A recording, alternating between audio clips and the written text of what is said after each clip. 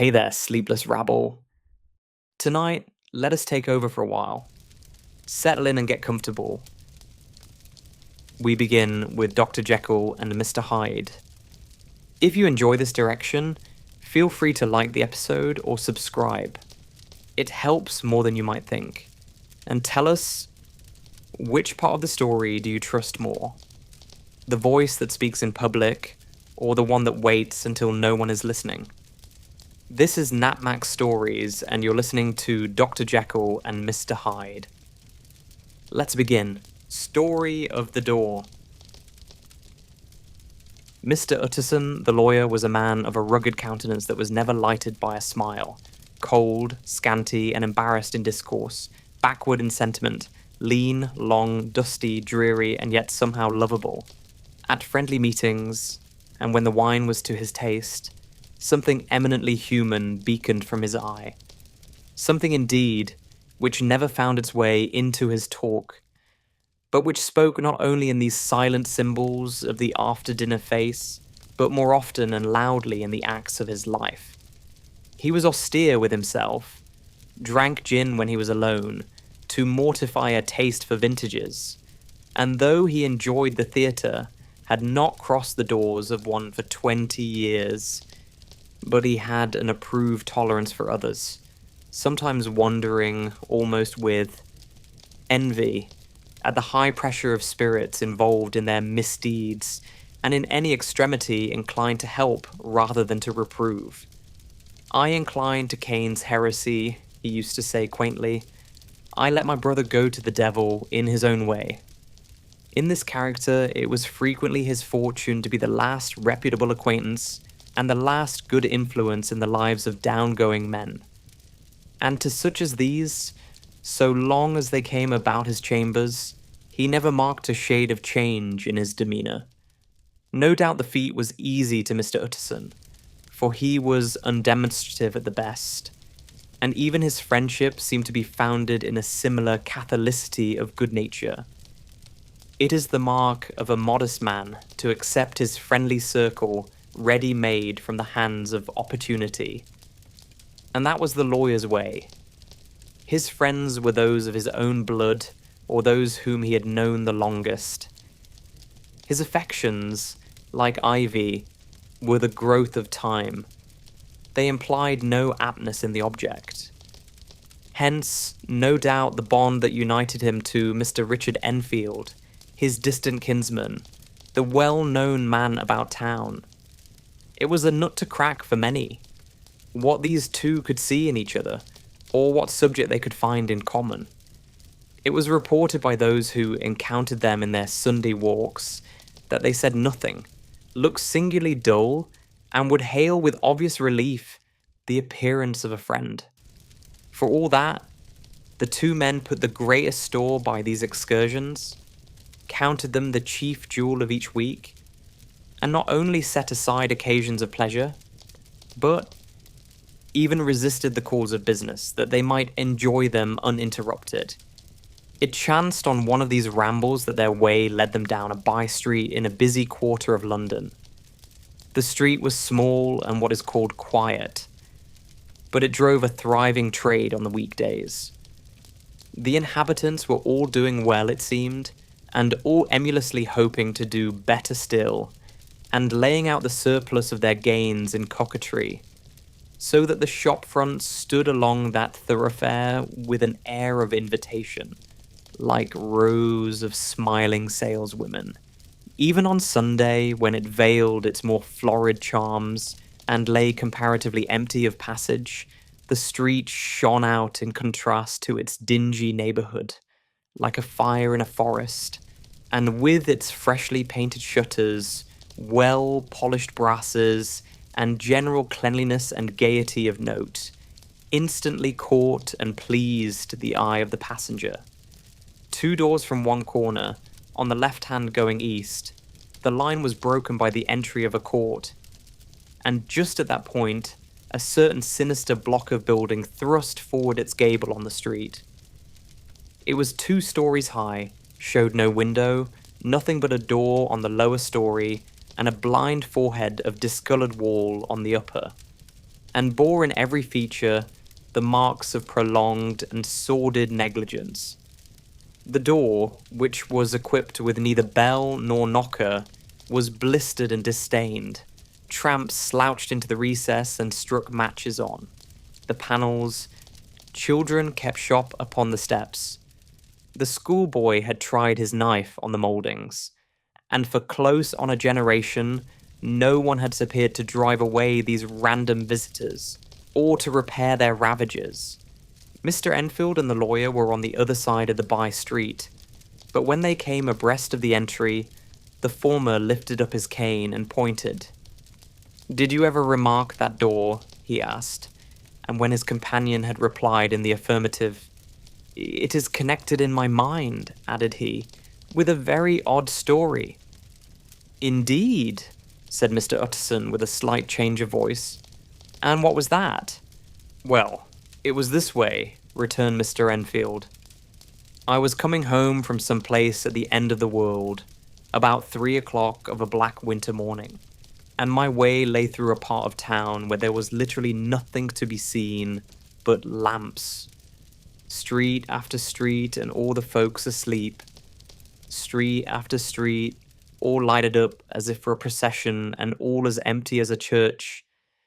Till at last I got into that state of mind when a man listens and listens and begins to long for the sight of a policeman.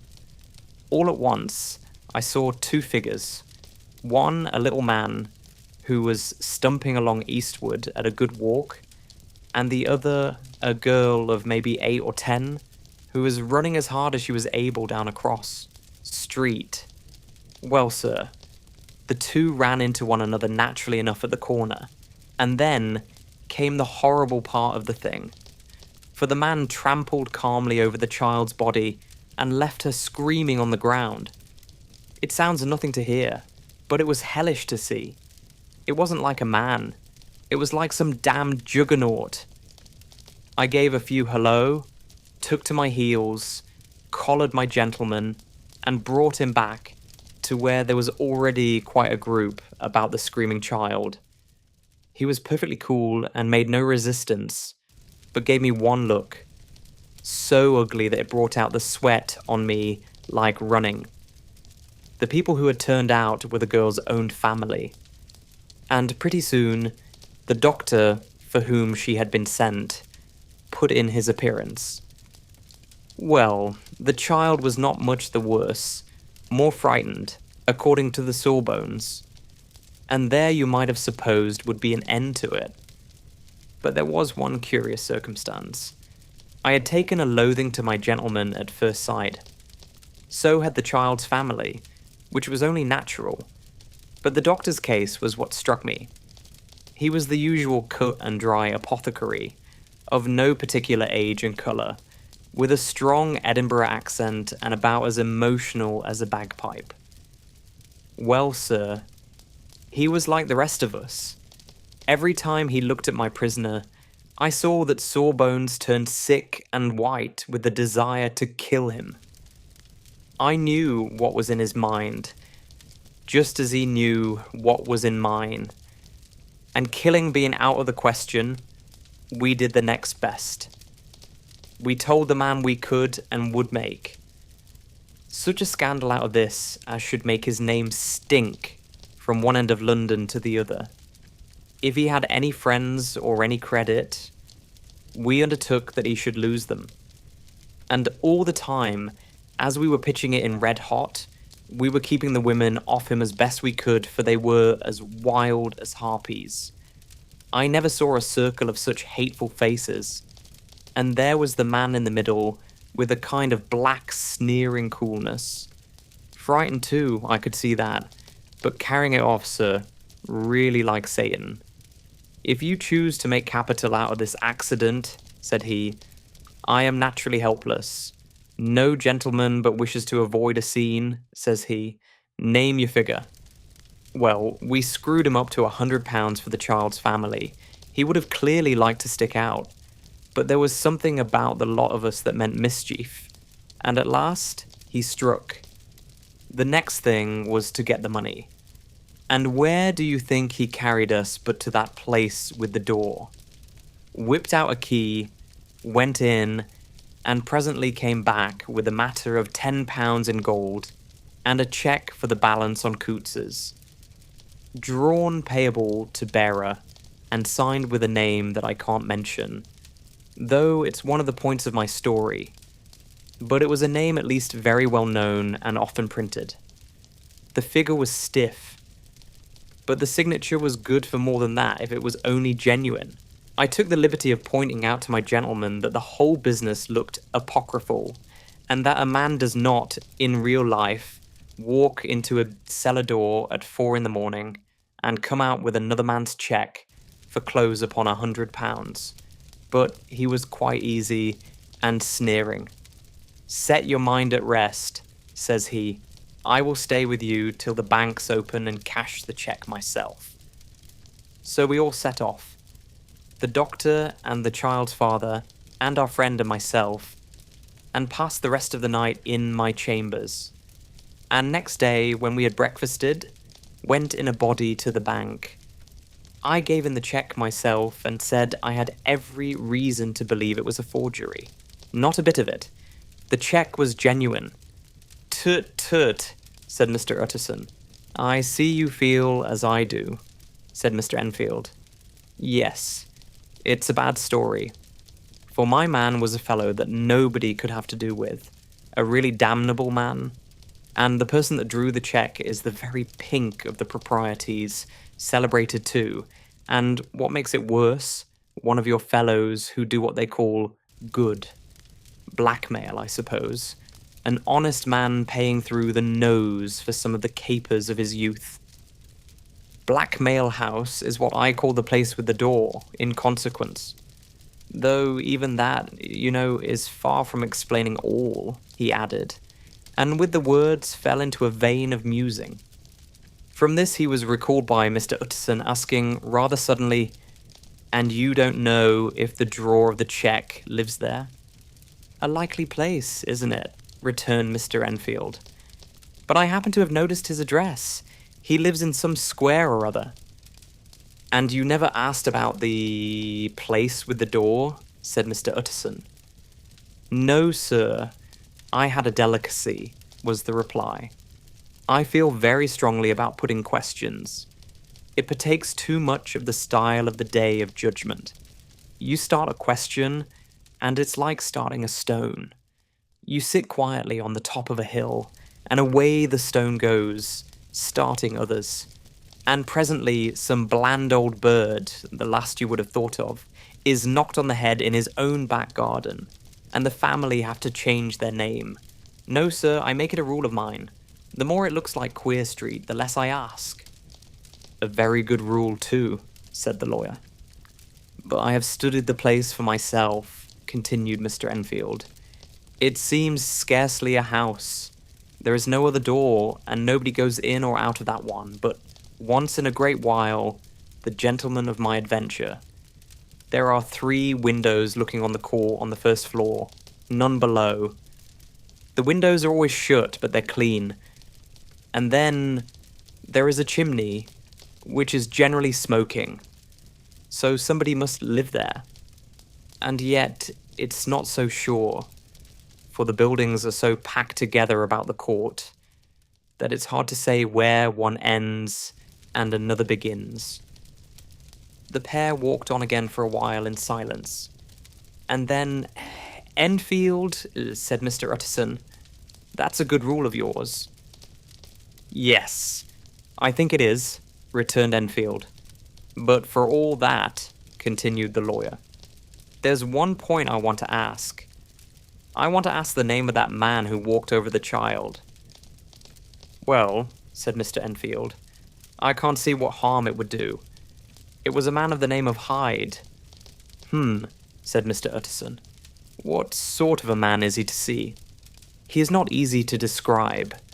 There is something wrong with his appearance, something displeasing, something downright detestable. I never saw a man I so disliked, and yet I scarce know why. He must be deformed somewhere. He gives a strong feeling of deformity, although I couldn't specify the point. He's an extraordinary-looking man, and yet I really can name nothing out of the way. No, sir, I can make no hand of it. I can't describe him, and it's not want of memory, for I declare I can see him this moment." Mr. Utterson again walked some way in silence, and obviously under a weight of consideration. "You are sure he used a key?" he inquired at last. "My dear sir," began Enfield, surprised out of himself. "Yes, I know," said Utterson. "I know it must seem strange. The fact is, if I do not ask you the name of the other party, it is because I know it already. You see, Richard, your tale has gone home. If you have been inexact in any point, you had better correct it." "I think you might have warned me," returned the other with a touch of sullenness, "but I have been pedantically exact, as you call it. The fellow had a key, and what's more, he has it still. I saw him use it not a week ago." Mr. Utterson sighed deeply, but said never a word, and the young man presently resumed. "Here is another lesson to say nothing," said he. "I am ashamed of my long tongue. Let us make a bargain never to refer to this again." "With all my heart," said the lawyer. "I shake hands on that, Richard. Search for Mr. Hyde." That evening, Mr. Utterson came home to his bachelor house in sombre spirits, and sat down to dinner without relish. It was his custom of a Sunday, when this meal was over, to sit close by the fire, a volume of some dry divinity on his reading desk, until the clock of the neighbouring church rang out the hour of 12, when he would go soberly and gratefully to bed. On this night, however, as soon as the cloth was taken away, he took up a candle and went into his business room. There he opened his safe, took from the most private part of it a document endorsed on the envelope as Dr. Jekyll's will, and sat down with a clouded brow to study its contents. The will was holograph, for Mr. Utterson, though he took charge of it now that it was made, had refused to lend the least assistance in the making of it.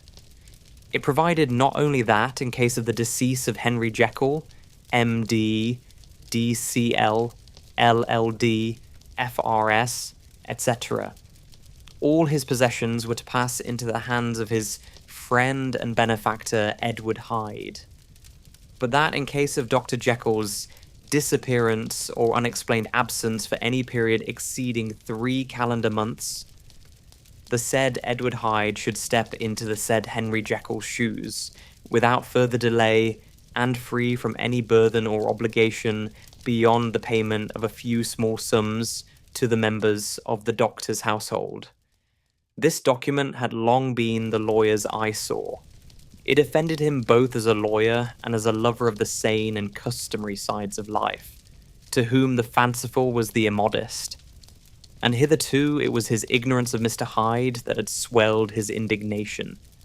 Now, by a sudden turn, it was his knowledge. It was already bad enough when the name was but a name of which he could learn no more. It was worse when it began to be clothed upon with detestable attributes. And out of the shifting, insubstantial mists that had so long baffled his eye, there leapt up the sudden, definite presentment of a fiend. "I thought it was madness," he said, as he replaced the obnoxious paper in the safe. "And now I begin to fear it is disgrace." With that he blew out his candle, put on a greatcoat, and set forth in the direction of Cavendish Square, that citadel of medicine where his friend, the great Dr. Lanyon, had his house and received his crowding patients. If anyone knows, it will be Lanyon, he had thought. The solemn butler knew and welcomed him. He was subjected to no stage of delay, but ushered direct from the door to the dining room, where Dr. Lanyon sat alone over his wine. This was a hearty, healthy, dapper, red-faced gentleman, with a shock of hair prematurely white, and a boisterous and decided manner. At sight of Mr. Utterson, He sprang up from his chair and welcomed him with both hands. The geniality, as was the way of the man, was somewhat theatrical to the eye, but it reposed on genuine feeling. For these two were old friends, old mates, both at school and college, both thorough respecters of themselves and of each other. And what does not always follow? Men who thoroughly enjoyed each other's company. After a little rambling talk, the lawyer led up to the subject which so disagreeably preoccupied his mind. "I suppose, Lanyon," said he, "you and I must be the two oldest friends that Henry Jekyll has?" "I wish the friends were younger," chuckled Dr. Lanyon, "but I suppose we are. And what of that? I see little of him now." "Indeed," said Utterson. "I thought you had a bond of common interest." "We had," was the reply, "but it is more than 10 years since Henry. Jekyll became too fanciful for me. He began to go wrong in mind, and though of course I continue to take an interest in him for old sake's sake, as they say, I see and I have seen devilish little of the man. Such unscientific balderdash," added the doctor, flushing suddenly purple, "would have estranged Damon and Pythias." This little spirit of temper was somewhat of a relief to Mr. Utterson.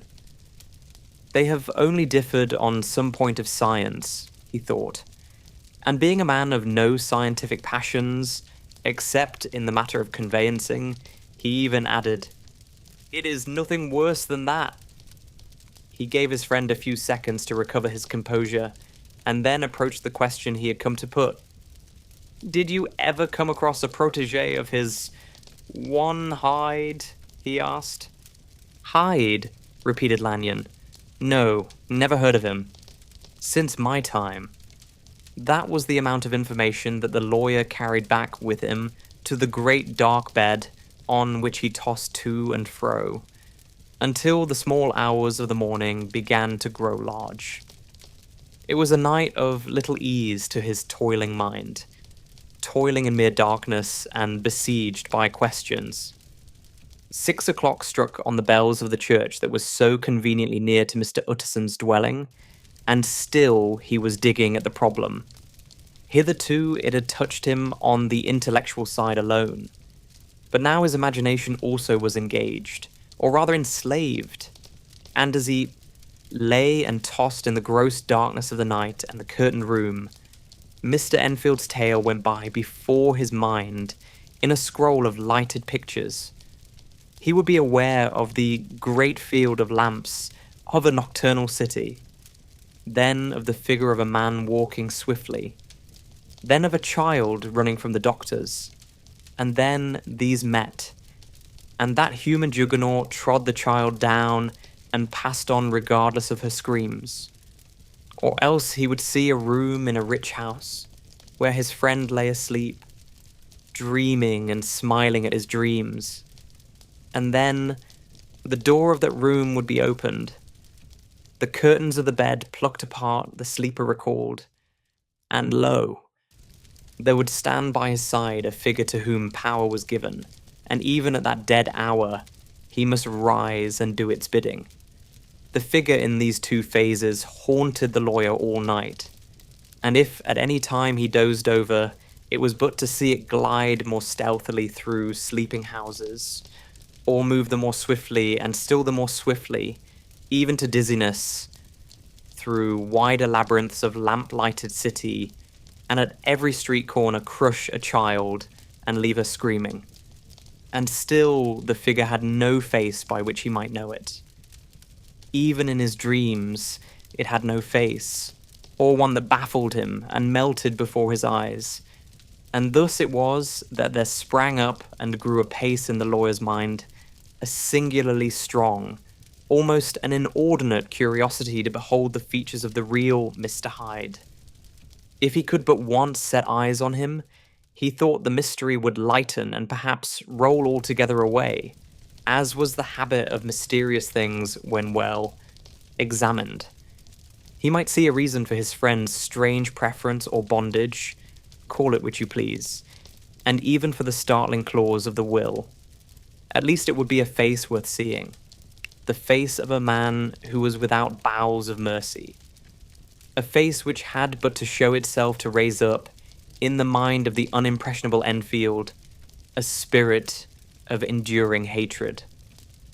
From that time forward, Mr. Utterson began to haunt the door in the by-street of shops. In the morning before office hours, at noon when business was plenty and time scarce, at night under the face of the fogged city moon, by all lights and at all hours of solitude or concourse, the lawyer was to be found on his chosen post. If he be Mr. Hyde, he had thought, I shall be Mr. Seek. And at last his patience was rewarded.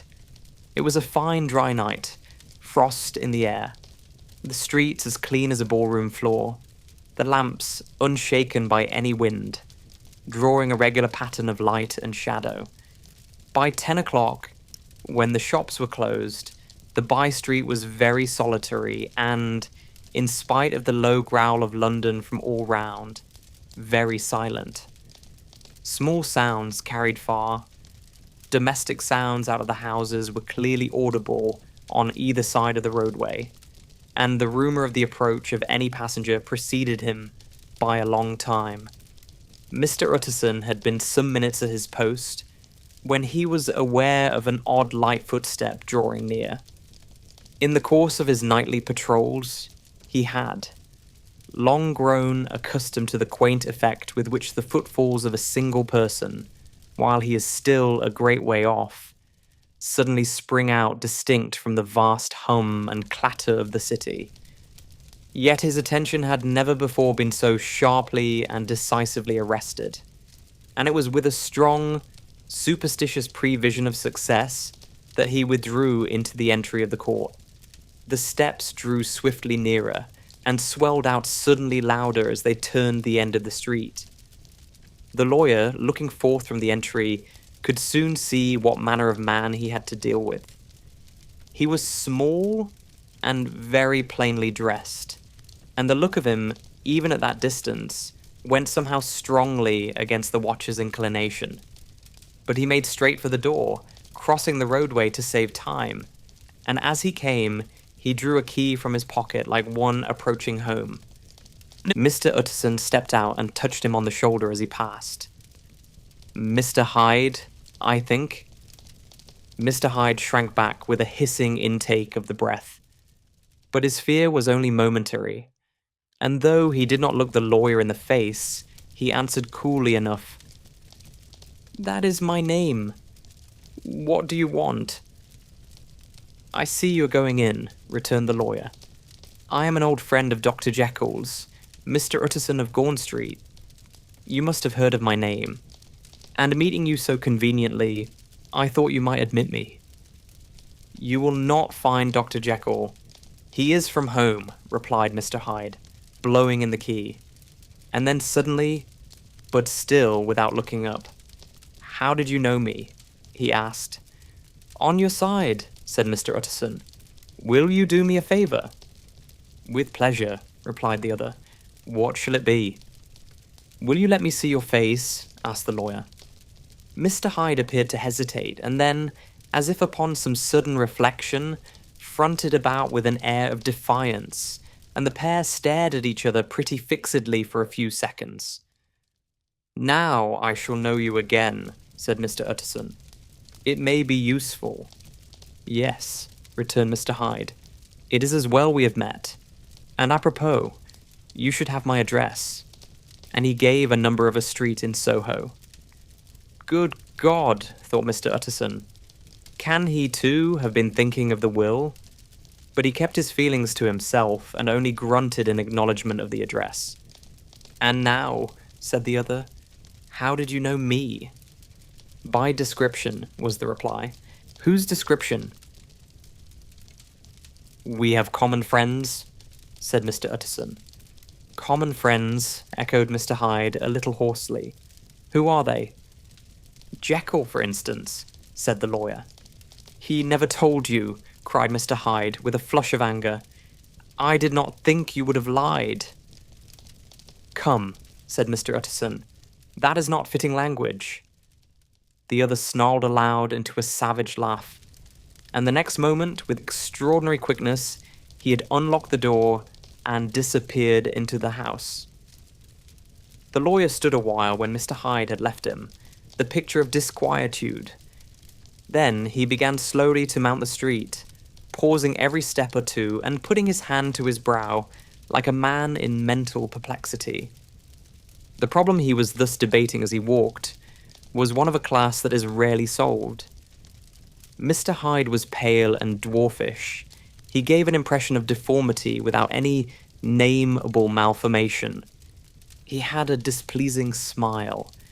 He had borne himself to the lawyer with a sort of murderous mixture of timidity and boldness, and he spoke with a husky, whispering, and somewhat broken voice. All these were points against him, but not all of these together could explain the hitherto unknown disgust, loathing, and fear with which Mr. Utterson regarded him. "There must be something else," said the perplexed gentleman. "There is something more, if I could find a name for it. God bless me, the man seems hardly human. Something troglodytic, shall we say? Or can it be the old story of Dr. Fell? Or is it the mere radiance of a foul soul that thus transpires through and transfigures its clay continent? The last, I think. For, oh my poor old Harry Jekyll, if ever I read Satan's signature upon a face, it is on that of your new friend." Round the corner from the by-street there was a square of ancient, handsome houses, now for the most part decayed from their high estate and let in flats and chambers to all sorts and conditions of men. Map engravers, architects, shady lawyers, and the agents of obscure enterprises. One house, however, second from the corner, was still occupied entire, and at the door of this, which wore a great air of wealth and comfort, though it was now plunged in darkness except for the fanlight, Mr. Utterson stopped and knocked. A well-dressed, elderly servant opened the door. "Is Dr. Jekyll at home, Poole?" asked the lawyer. "I will see Mr. Utterson," said Poole, admitting the visitor as he spoke into a large, low-roofed, comfortable hall paved with flags, warmed, after the fashion of a country house, by a bright, open fire, and furnished with costly cabinets of oak. "Will you wait here by the fire, sir? Or shall I give you a light in the dining room?" "Here, thank you," said the lawyer, and he drew near and leaned on the tall fender. This hall, in which he was now left alone, was a pet fancy of his friend the doctor's, and Utterson himself was wont to speak of it as the pleasantest room in London. But tonight there was a shudder in his blood. The face of Hyde sat heavy on his memory. He felt what was rare with him? A nausea and distaste of life. And in the gloom of his spirits, he seemed to read a menace in the flickering of the firelight on the polished cabinets and the uneasy starting of the shadow on the roof. He was ashamed of his relief when Poole presently returned to announce that Dr. Jekyll was gone out. "I saw Mr. Hyde go in by the old dissecting room, Poole," he said. "Is that right? When Dr. Jekyll is from home?" "Quite right, Mr. Utterson, sir," replied the servant. "Mr. Hyde has a key." "Your master seems to repose a great deal of trust in that young man, Poole," resumed the other musingly. "Yes, sir, he does indeed," said Poole. "We have all orders to obey him." "I do not think I ever met Mr. Hyde?" asked Utterson. "Oh, dear no, sir. He never dines here," replied the butler. "Indeed, we see very little of him on this side of the house. He mostly comes and goes by the laboratory." "Well, good night, Poole." "Good night, Mr. Utterson." And the lawyer set out homeward with a very heavy heart. Poor Harry Jekyll, he thought. My mind misgives me he is in deep waters. He was wild when he was young, a long while ago to be sure, but in the law of God there is no statute of limitations. Aye, it must be that.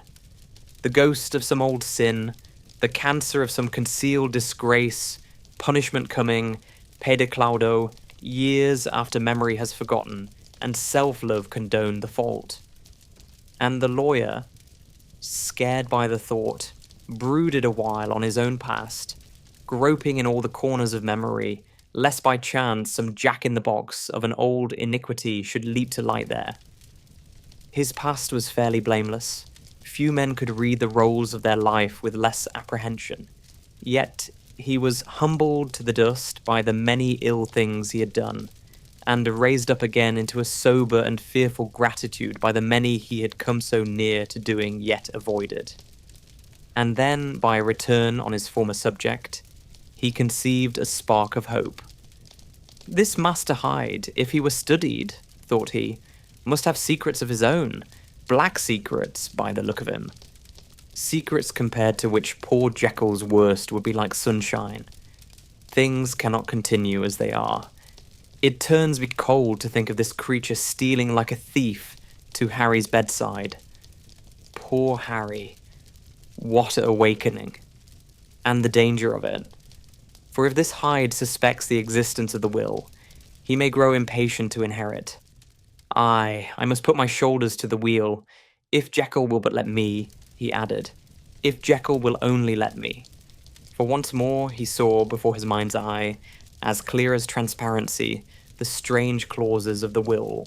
Dr. Jekyll was quite at ease.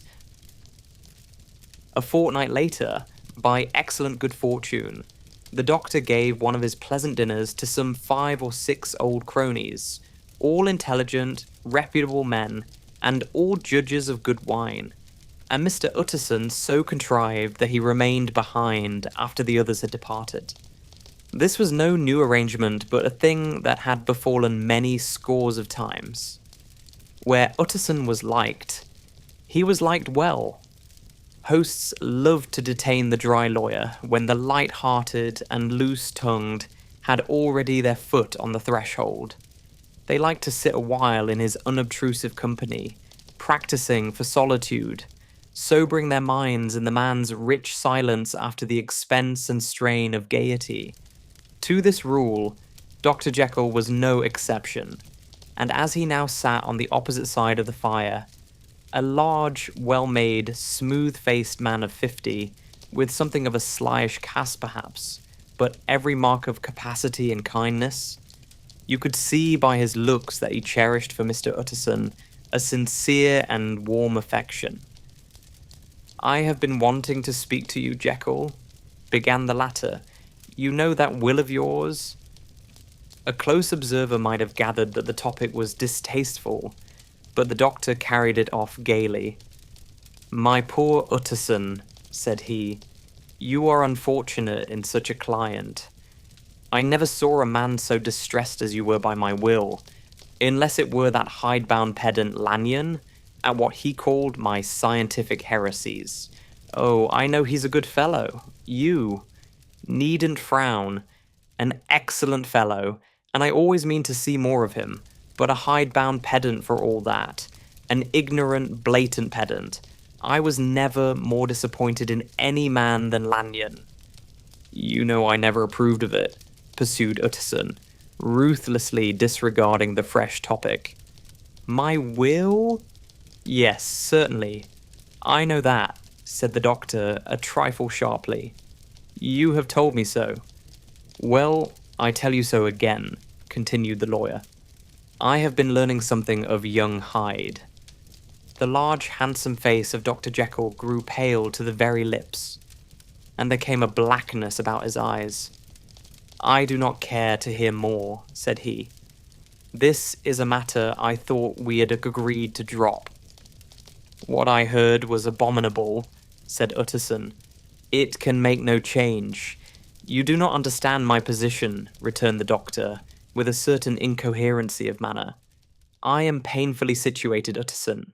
My position is a very strange one. It is one of those affairs that cannot be mended by talking." "Jekyll," said Utterson, "you know me. I am a man to be trusted. Make a clean breast of this in confidence, and I make no doubt I can get you out of it." "My good Utterson," said the doctor, "this is very good of you.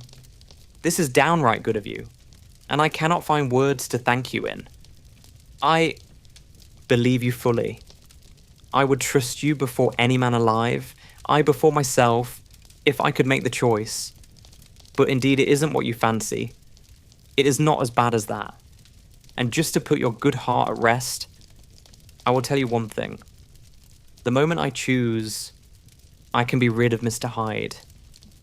I give you my hand upon that, and I thank you again and again. And I will just add one little word, Utterson, that I'm sure you'll take in good part. This is a private matter, and I beg of you to let it sleep." Utterson reflected a little, looking in the fire.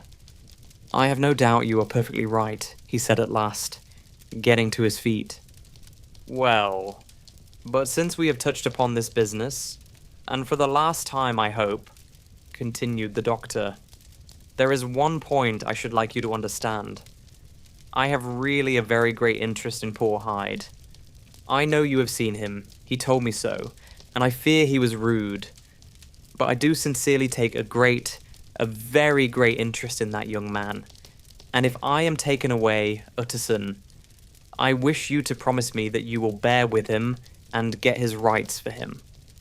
I think you would, if you knew all, and it would be a weight off my mind if you would promise." "I can't pretend that I shall ever like him," said the lawyer. "I don't ask that," pleaded Jekyll, laying his hand upon the other's arm. "I only ask for justice. I only ask you to help him for my sake, when I am no longer here." Utterson heaved an irrepressible sigh.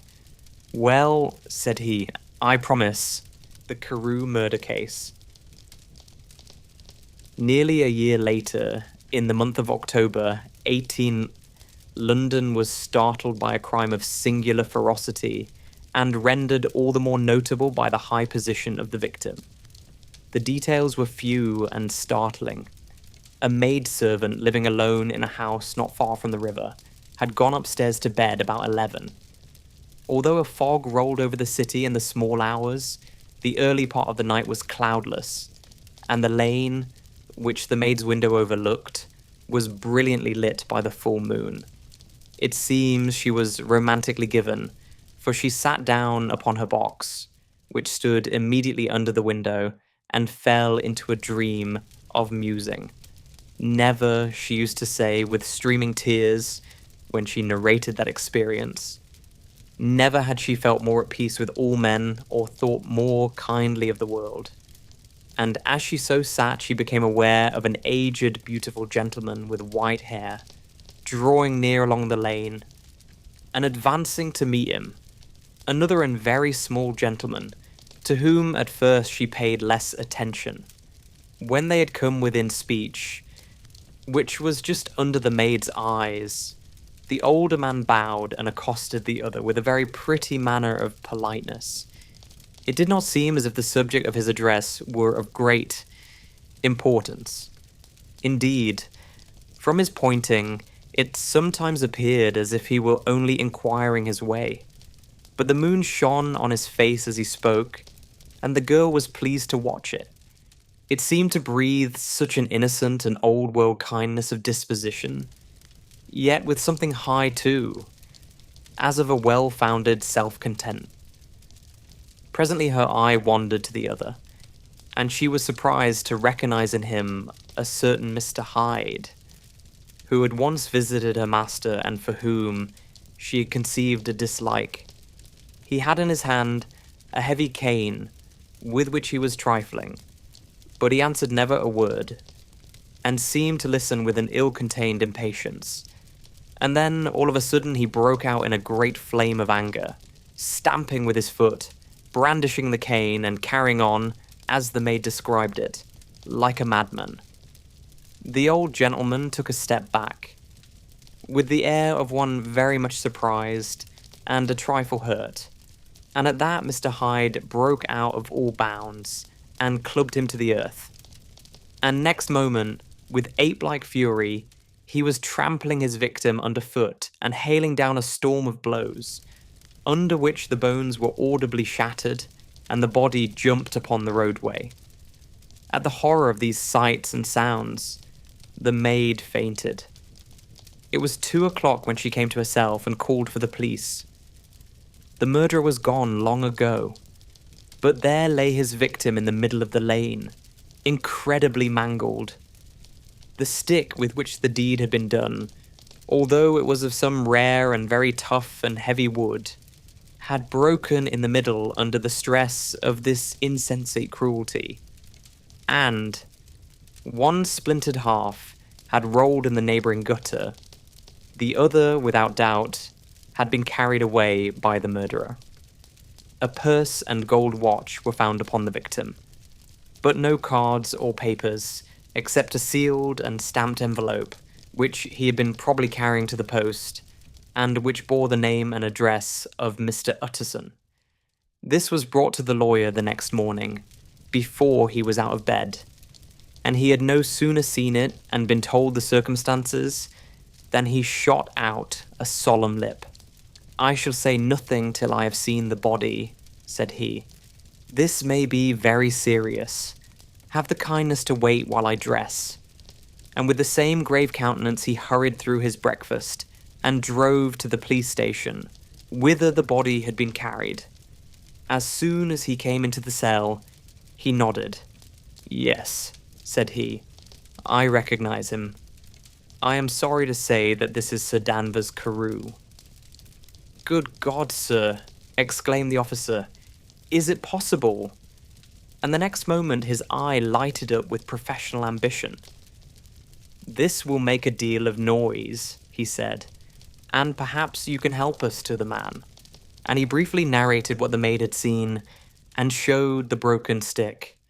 Mr. Utterson had already quailed at the name of Hyde, but when the stick was laid before him, he could doubt no longer. Broken and battered as it was, he recognized it for one that he had himself presented many years before to Henry Jekyll. "Is this Mr. Hyde a person of small stature?" he inquired. "Particularly small and particularly wicked-looking is what the maid calls him," said the officer. Mr. Utterson reflected, and then, raising his head, "If you will come with me in my cab," he said, "I think I can take you to his house." It was by this time about 9 in the morning, and the first fog of the season. A great chocolate-coloured pall lowered over heaven, but the wind was continually charging and routing these embattled vapours, so that as the cab crawled from street to street, Mr. Utterson beheld a marvellous number of degrees and hues of twilight. For here it would be dark like the back end of evening, and there would be a glow of a rich, lurid brown like the light of some strange conflagration. And here, for a moment, the fog would be quite broken up, and a haggard shaft of daylight would glance in between the swirling wreaths. The dismal quarter of Soho seen under these changing glimpses, with its muddy ways and slatternly passengers, and its lamps, which had never been extinguished or had been kindled afresh to combat this mournful re-invasion of darkness, seemed, in the lawyer's eyes, like a district of some city in a nightmare. The thoughts of his mind, besides, were of the gloomiest dye, and when he glanced at the companion of his drive, he was conscious of some touch of that terror of the law and the law's officers, which may at times assail the most honest. As the cab drew up before the address indicated, the fog lifted a little and showed him a dingy street, a gin palace, a low French eating house, a shop for the retail of penny numbers and twopenny salads, many ragged children huddled in the doorways, and many women of many different nationalities passing out, key in hand, to have a morning glass. The next moment the fog settled down again upon that part as brown as umber, and cut him off from his blackguardly surroundings. This was the home of Henry Jekyll's favourite, of a man who was heir to £250,000 sterling. An ivory-faced and silvery-haired old woman opened the door. She had an evil face, smoothed by hypocrisy, but her manners were excellent. Yes, she said, this was Mr. Hyde's, but he was not at home. He had been in that night very late, but he had gone away again in less than an hour. There was nothing strange in that. His habits were very irregular, and he was often absent. For instance, it was nearly 2 months since she had seen him till yesterday. Very well then, we wish to see his rooms, said the lawyer. And when the woman began to declare it was impossible, I had better tell you who this person is, he added.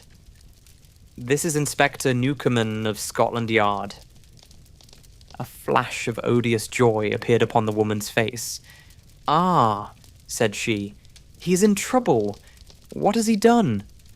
Mr. Utterson and the inspector exchanged glances. He don't seem a very popular character, observed the latter. And now, my good woman, just let me and this gentleman have a look about us. In the whole extent of the house, which but for the old woman remained otherwise empty, Mr. Hyde had only used a couple of rooms, but these were furnished with luxury and good taste. A closet was filled with wine, the plate was of silver, the napery elegant, a good picture hung upon the walls, a gift, as Utterson supposed, from Henry Jekyll, who was much of a connoisseur, and the carpets were of many plies and agreeable in colour. At this moment, however, the rooms bore every mark of having been recently and hurriedly ransacked. Clothes lay about the floor, with their pockets inside out. Lock-fast drawers stood open, and on the hearth there lay a pile of grey ashes, as though many papers had been burned. From these embers the inspector disinterred the butt end of a green cheque-book, which had resisted the action of the fire. The other half of the stick was found behind the door, and as this clinched his suspicions, the officer declared himself delighted. A visit to the bank, where several £1,000s were found to be lying to the murderer's credit, completed his gratification.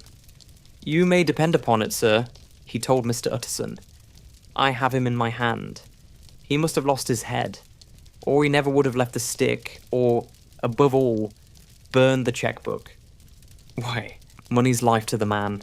We have nothing to do but wait for him at the bank and get out the handbills.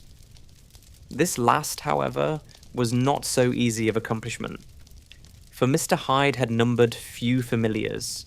Even the master of the servant maid had only seen him twice. His family could nowhere be traced. He had never been photographed, and the few who could describe him differed widely, as common observers will. Only on one point were they agreed, and that was the haunting sense of unexpressed deformity with which the fugitive impressed his beholders. Incident of the letter. It was late in the afternoon when Mr. Utterson found his way to Dr. Jekyll's door, where he was at once admitted by Poole and carried down by the kitchen officers and across a yard which had once been a garden, to the building which was indifferently known as the laboratory or dissecting rooms. The doctor had bought the house from the heirs of a celebrated surgeon, and his own taste being rather chemical than anatomical, had changed the destination of the block at the bottom of the garden. It was the first time that the lawyer had been received in that part of his friend's quarters, and he eyed the dingy, windowless structure with curiosity, and gazed round with a distasteful sense of strangeness as he crossed the theatre, once crowded with eager students, and now lying gaunt and silent, the tables laden with chemical apparatus, the floor strewn with crates and littered with packing straw, and the light falling dimly through the foggy cupola. At the further end, a flight of stairs mounted to a door covered with red baize, and through this, Mr. Utterson was at last received into the doctor's cabinet. It was a large room fitted round with glass presses, furnished among other things with a cheval glass and a business table, and looking out upon the court by 3 dusty windows barred with iron. The fire burned in the grate. A lamp was set lighted on the chimney shelf. For even in the houses the fog began to lie thickly, and there, close up to the warmth, sat Dr. Jekyll, looking deathly sick. He did not rise to meet his visitor, but held out a cold hand and bade him welcome in a changed voice. "And now," said Mr. Utterson as soon as Poole had left them, "you have heard the news?" The doctor shuddered. "They were crying it in the square," he said. "I heard them in my dining room." "One word," said the lawyer. "Carew was my client, but so are you, and I want to know what I am doing. You have not been mad enough to hide this fellow." "Utterson, I swear to God," cried the doctor, "I swear to God I will never set eyes on him again. I bind my honour to you that I am done with him in this world. It is all at an end, and indeed, he does not want my help. You do not know him as I do. He is safe, he is quite safe. Mark my words, he will never more be heard of." The lawyer listened gloomily. He did not like his friend's feverish manner. "You seem pretty sure of him," said he, "and for your sake, I hope you may be right. If it came to a trial, your name might appear." "I am quite sure of him," replied Jekyll. "I have grounds for certainty that I cannot share with anyone. But there is one thing on which you may advise me. I have received a letter, and I am at a loss whether I should show it to the police." "I should like to leave it in your hands, Utterson.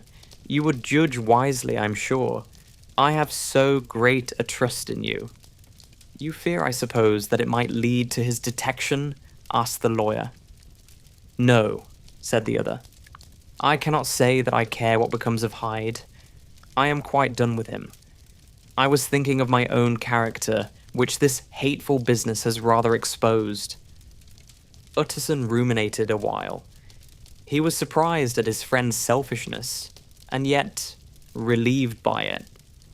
"Well," said he at last, "let me see the letter." The letter was written in an odd, upright hand, and signed Edward Hyde, and it signified, briefly enough, that the writer's benefactor, Dr. Jekyll, whom he had long so unworthily repaid for 1,000 generosities, need labour under no alarm for his safety, as he had means of escape on which he placed a sure dependence. The lawyer liked this letter well enough. It put a better colour on the intimacy than he had looked for, and he blamed himself for some of his past suspicions. "Have you the envelope?" he asked. "I burned it," replied Jekyll, "before I thought what I was about, but it bore no postmark. The note was handed in." "Shall I keep this and sleep upon it?" asked Utterson. "I wish you to judge for me entirely," was the reply. "I have lost confidence in myself." "Well, I shall consider," returned the lawyer. "And now one word more. It was Hyde who dictated the terms in your will about that disappearance?" The doctor seemed seized with a qualm of faintness. He shut his mouth tight and nodded. "I knew it," said Utterson. "He meant to murder you. You had a fine escape." "I have had what is far more to the purpose," returned the doctor solemnly. "I have had a lesson. Oh God, Utterson, what a lesson I have had." And he covered his face for a moment with his hands. On his way out, the lawyer stopped and had a word or two with Poole. "By the by," said he, "there was a letter handed in today. What was the messenger like?" But Poole was positive nothing had come except by post. "And only circulars by that," he added. This news sent off the visitor with his fears renewed. Plainly the letter had come by the laboratory door. Possibly, indeed, it had been written in the cabinet, and if that was so, it must be differently judged, and handled with the more caution. The newsboys, as he went, were crying themselves hoarse along the footways. Special edition, shocking murder of an MP.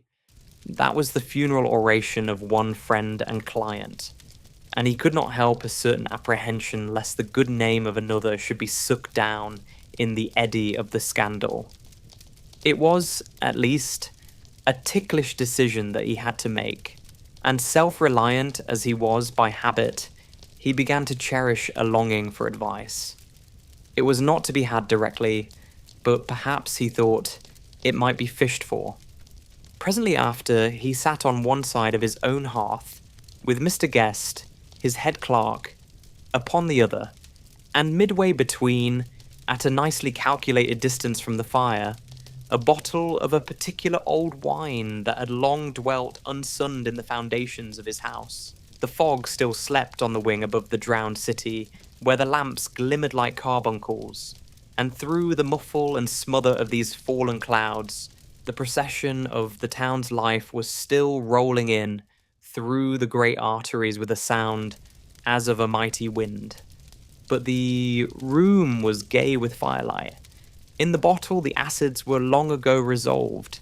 The imperial dye had softened with time as the colour grows richer in stained windows, and the glow of hot autumn afternoons on hillside vineyards was ready to be set free, and to disperse the fogs of London. Insensibly, the lawyer melted. There was no man from whom he kept fewer secrets than Mr. Guest, and he was not always sure that he kept as many as he meant. Guest had often been on business to the doctors. He knew Poole. He could scarce have failed to hear of Mr. Hyde's familiarity about the house.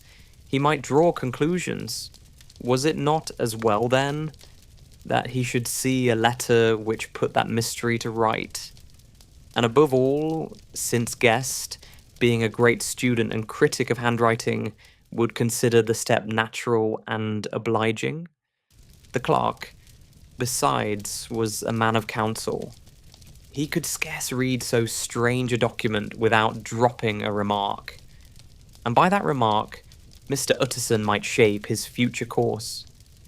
"This is a sad business about Sir Danvers," he said. "Yes, sir, indeed. It has elicited a great deal of public feeling," returned Guest. "The man, of course, was mad." "I should like to hear your views on that," replied Utterson. "I have a document here in his handwriting. It is between ourselves, for I scarce know what to do about it. It is an ugly business at the best, but there it is, quite in your way. A murderer's autograph." Guest's eyes brightened, and he sat down at once and studied it with passion. "No, sir," he said, "not mad, but it is an odd hand." "And by all accounts, a very odd writer," added the lawyer. Just then, the servant entered with a note. "Is that from Dr. Jekyll, sir?" inquired the clerk. "I thought I knew the writing. Anything private, Mr. Utterson?" "Only an invitation to dinner. Why? Do you want to see it?" "One moment." "I thank you, sir." And the clerk laid the 2 sheets of paper alongside and sedulously compared their contents. "Thank you, sir," he said at last, returning both. "It's a very interesting autograph." There was a pause, during which Mr. Utterson struggled with himself. "Why did you compare them, Guest?" he inquired suddenly. "Well, sir," returned the clerk, "there's a rather singular resemblance. The 2 hands are in many points identical, only differently sloped." "Rather quaint," said Utterson. "It is, as you say, rather quaint," returned Guest. "I wouldn't speak of this note, you know," said the master. "No, sir," said the clerk. "I understand." But no sooner was Mr. Utterson alone that night than he locked the note into his safe, where it reposed from that time forward. "What?" he thought. "Henry Jekyll forged for a murderer?" And his blood ran cold in his veins. Incident of Dr. Lanyon. Time ran on. Thousands of pounds were offered in reward, for the death of Sir Danvers was resented as a public injury. But Mr. Hyde had disappeared out of the ken of the police as though he had never existed. Much of his past was unearthed indeed, and all disreputable. Tales came out of the man's cruelty, at once so callous and violent, of his vile life, of his strange associates, of the hatred that seemed to have surrounded his career.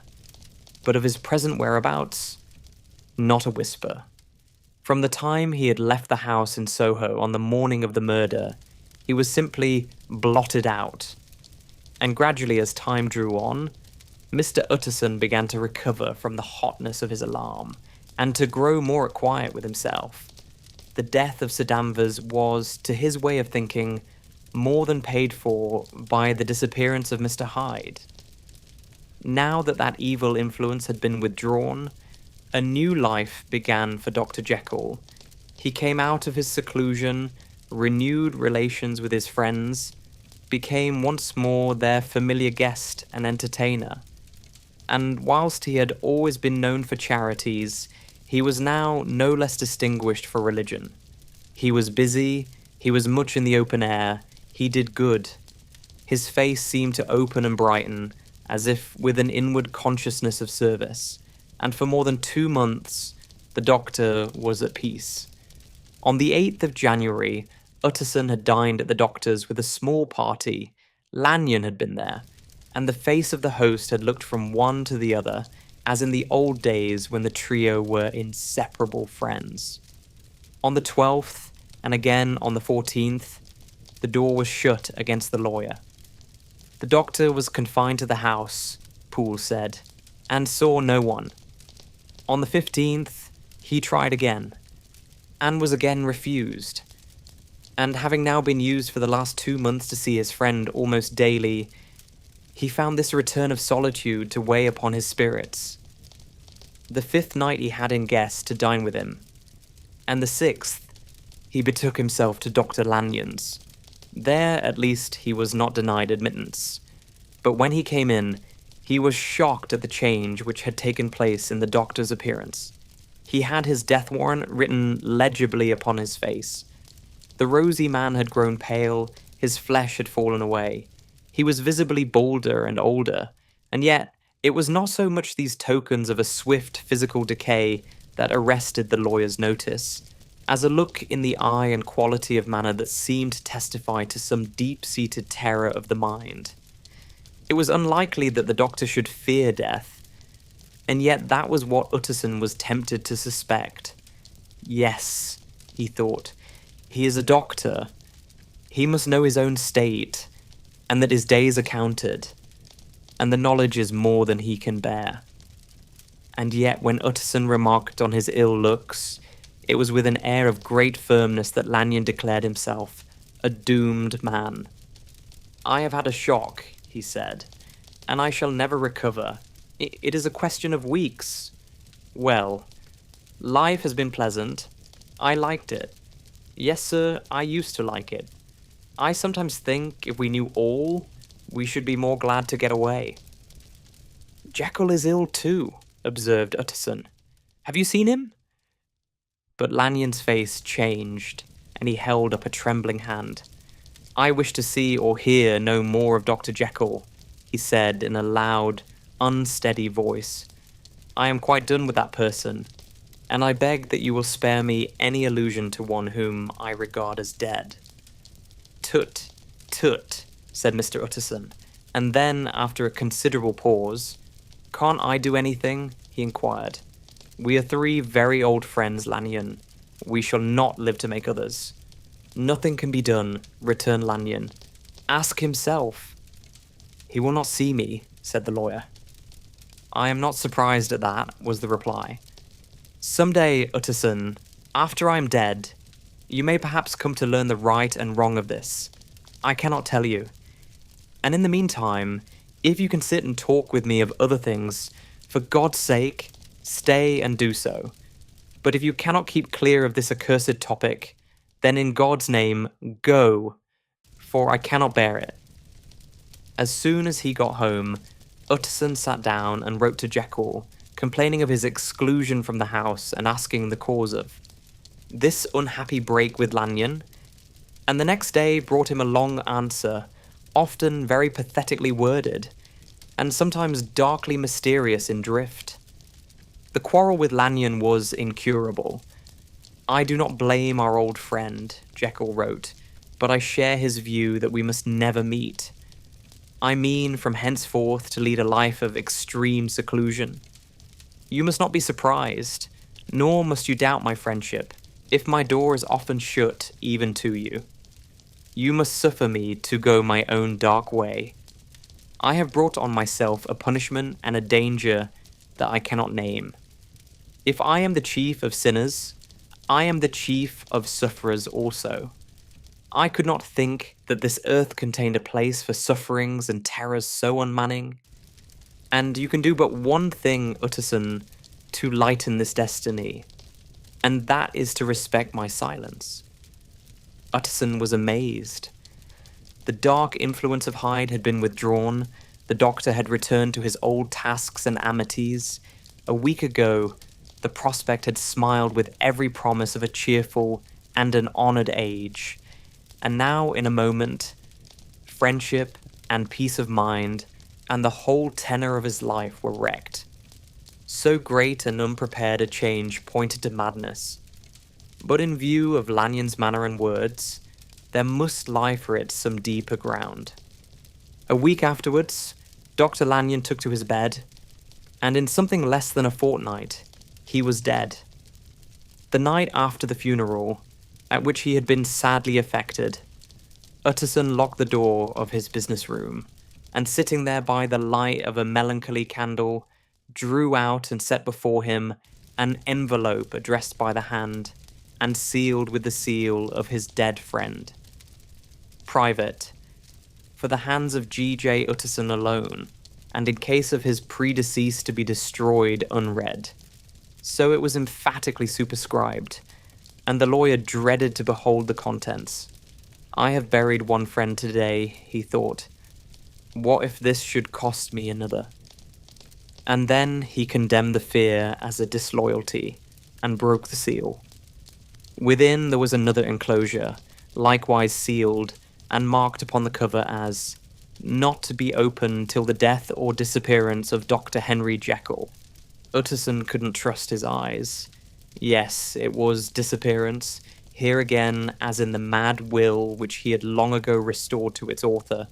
Here again were the idea of a disappearance and the name of Henry Jekyll bracketed. But in the will, that idea had sprung from the sinister suggestion of the man Hyde. It was set there with a purpose all too plain and horrible. Written by the hand of Lanyon, what should it mean? A great curiosity came on the trustee to disregard the prohibition and dive at once to the bottom of these mysteries. But professional honour and faith to his dead friend were stringent obligations, and the packet slept in the inmost corner of his private safe. It is one thing to mortify curiosity, another to conquer it, and it may be doubted if from that day forth, Utterson desired the society of his surviving friend with the same eagerness. He thought of him kindly, but his thoughts were disquieted and fearful. He went to call indeed, but he was perhaps relieved to be denied admittance. Perhaps in his heart he preferred to speak with Poole upon the doorstep and surrounded by the air and sounds of the open city, rather than to be admitted into that house of voluntary bondage, and to sit and speak with its inscrutable recluse. Poole had, indeed, no very pleasant news to communicate. The doctor, it appeared, now more than ever confined himself to the cabinet over the laboratory, where he would sometimes even sleep. He was out of spirits. He had grown very silent. He did not read. It seemed as if he had something on his mind. Utterson became so used to the unvarying character of these reports that he fell off little by little in the frequency of his visits. Incident at the window. It chanced on Sunday, when Mr. Utterson was on his usual walk with Mr. Enfield, that their way lay once again through the by-street. and that when they came in front of the door, both stopped to gaze on it. "Well," said Enfield, "that story's at an end, at least. We shall never see more of Mr. Hyde." "I hope not," said Utterson. "Did I ever tell you that I once saw him, and shared your feeling of repulsion?" "It was impossible to do the one without the other," returned Enfield. "And by the way, what an ass you must have thought me, not to know that this was a back way to Dr. Jekyll's. It was partly your own fault that I found it out, even when I did." "So you found it out, did you?" said Utterson. "But if that be so, we may step into the court and take a look at the windows. To tell you the truth, I am uneasy about poor Jekyll, and even outside I feel as if the presence of a friend might do him good." The court was very cool and a little damp, and full of premature twilight, although the sky, high up overhead, was still bright with sunset. The middle one of the three windows was halfway open, and sitting close beside it, taking the air with an infinite sadness of mien, like some disconsolate prisoner, Utterson saw Dr. Jekyll. "What? Jekyll!" he cried. "I trust you are better." "I am very low, Utterson," replied the doctor drearily. "Very low. It will not last long. Thank God." "You stay too much indoors," said the lawyer. "You should be out, whipping up the circulation like Mr. Enfield and me. This is my cousin, Mr. Enfield, Dr. Jekyll. Come now, get your hat and take a quick turn with us." "You are very good," sighed the other. "I should like to very much. But no, it is quite impossible. I dare not. But indeed, Utterson, I am very glad to see you. This is really a great pleasure, I would ask. You and Mr. Enfield up, but the place is really not fit." "Why then," said the lawyer, good-naturedly, "the best thing we can do is to stay down here and speak with you from where we are." "That is just what I was about to venture to propose," returned the doctor with a smile. But the words were hardly uttered before the smile was struck out of his face, and succeeded by an expression of such abject terror and despair as froze the very blood of the two gentlemen below. They saw it but for a glimpse, for the window was instantly thrust down, but that glimpse had been sufficient, and they turned and left the court without a word. In silence, too, they traversed the by-street, and it was not until they had come into a neighbouring thoroughfare, where even upon a Sunday there were still some stirrings of life, that Mr. Utterson at last turned and looked at his companion. They were both pale, and there was an answering horror in their eyes. God forgive us, said Mr. Utterson. But Mr. Enfield only nodded his head very seriously, and walked on once more in silence. The last night. Mr. Utterson was sitting by his fireside one evening after dinner, when he was surprised to receive a visit from Poole. "Bless me, Poole, what brings you here?" he cried, and then taking Aud's second look at him. "What ails you?" he added. "Is the doctor ill?" "Mr. Utterson," said the man, "there is something wrong." "Take a seat, and here is a glass of wine for you," said the lawyer. "Now, take your time, and tell me plainly what you want." "You know the doctor's ways, sir," replied Poole, "and how he shuts himself up. Well, he's shut up again in the cabinet, and I don't like it, sir. I wish I may die if I like it. Mr. Utterson, sir, I'm afraid." "Now, my good man," said the lawyer, "be explicit. What are you afraid of?" "I've been afraid for about a week," returned Poole, doggedly disregarding the question, "and I can bear it no more." The man's appearance amply bore out his words. His manner was altered for the worse, and except for the moment when he had first announced his terror, he had not once looked the lawyer in the face. Even now he sat with the glass of wine untasted on his knee, and his eyes directed to a corner of the floor. "I can bear it no more," he repeated. "Come," said the lawyer. "I see you have some good reason, Poole. I see there is something seriously amiss. Try to tell me what it is." "I think there's been foul play," said Poole hoarsely. "Foul play," cried the lawyer, a good deal frightened and rather inclined to be irritated in consequence. "What foul play? What does the man mean?" "I daren't say, sir," was the answer. "But will you come along with me and see for yourself?"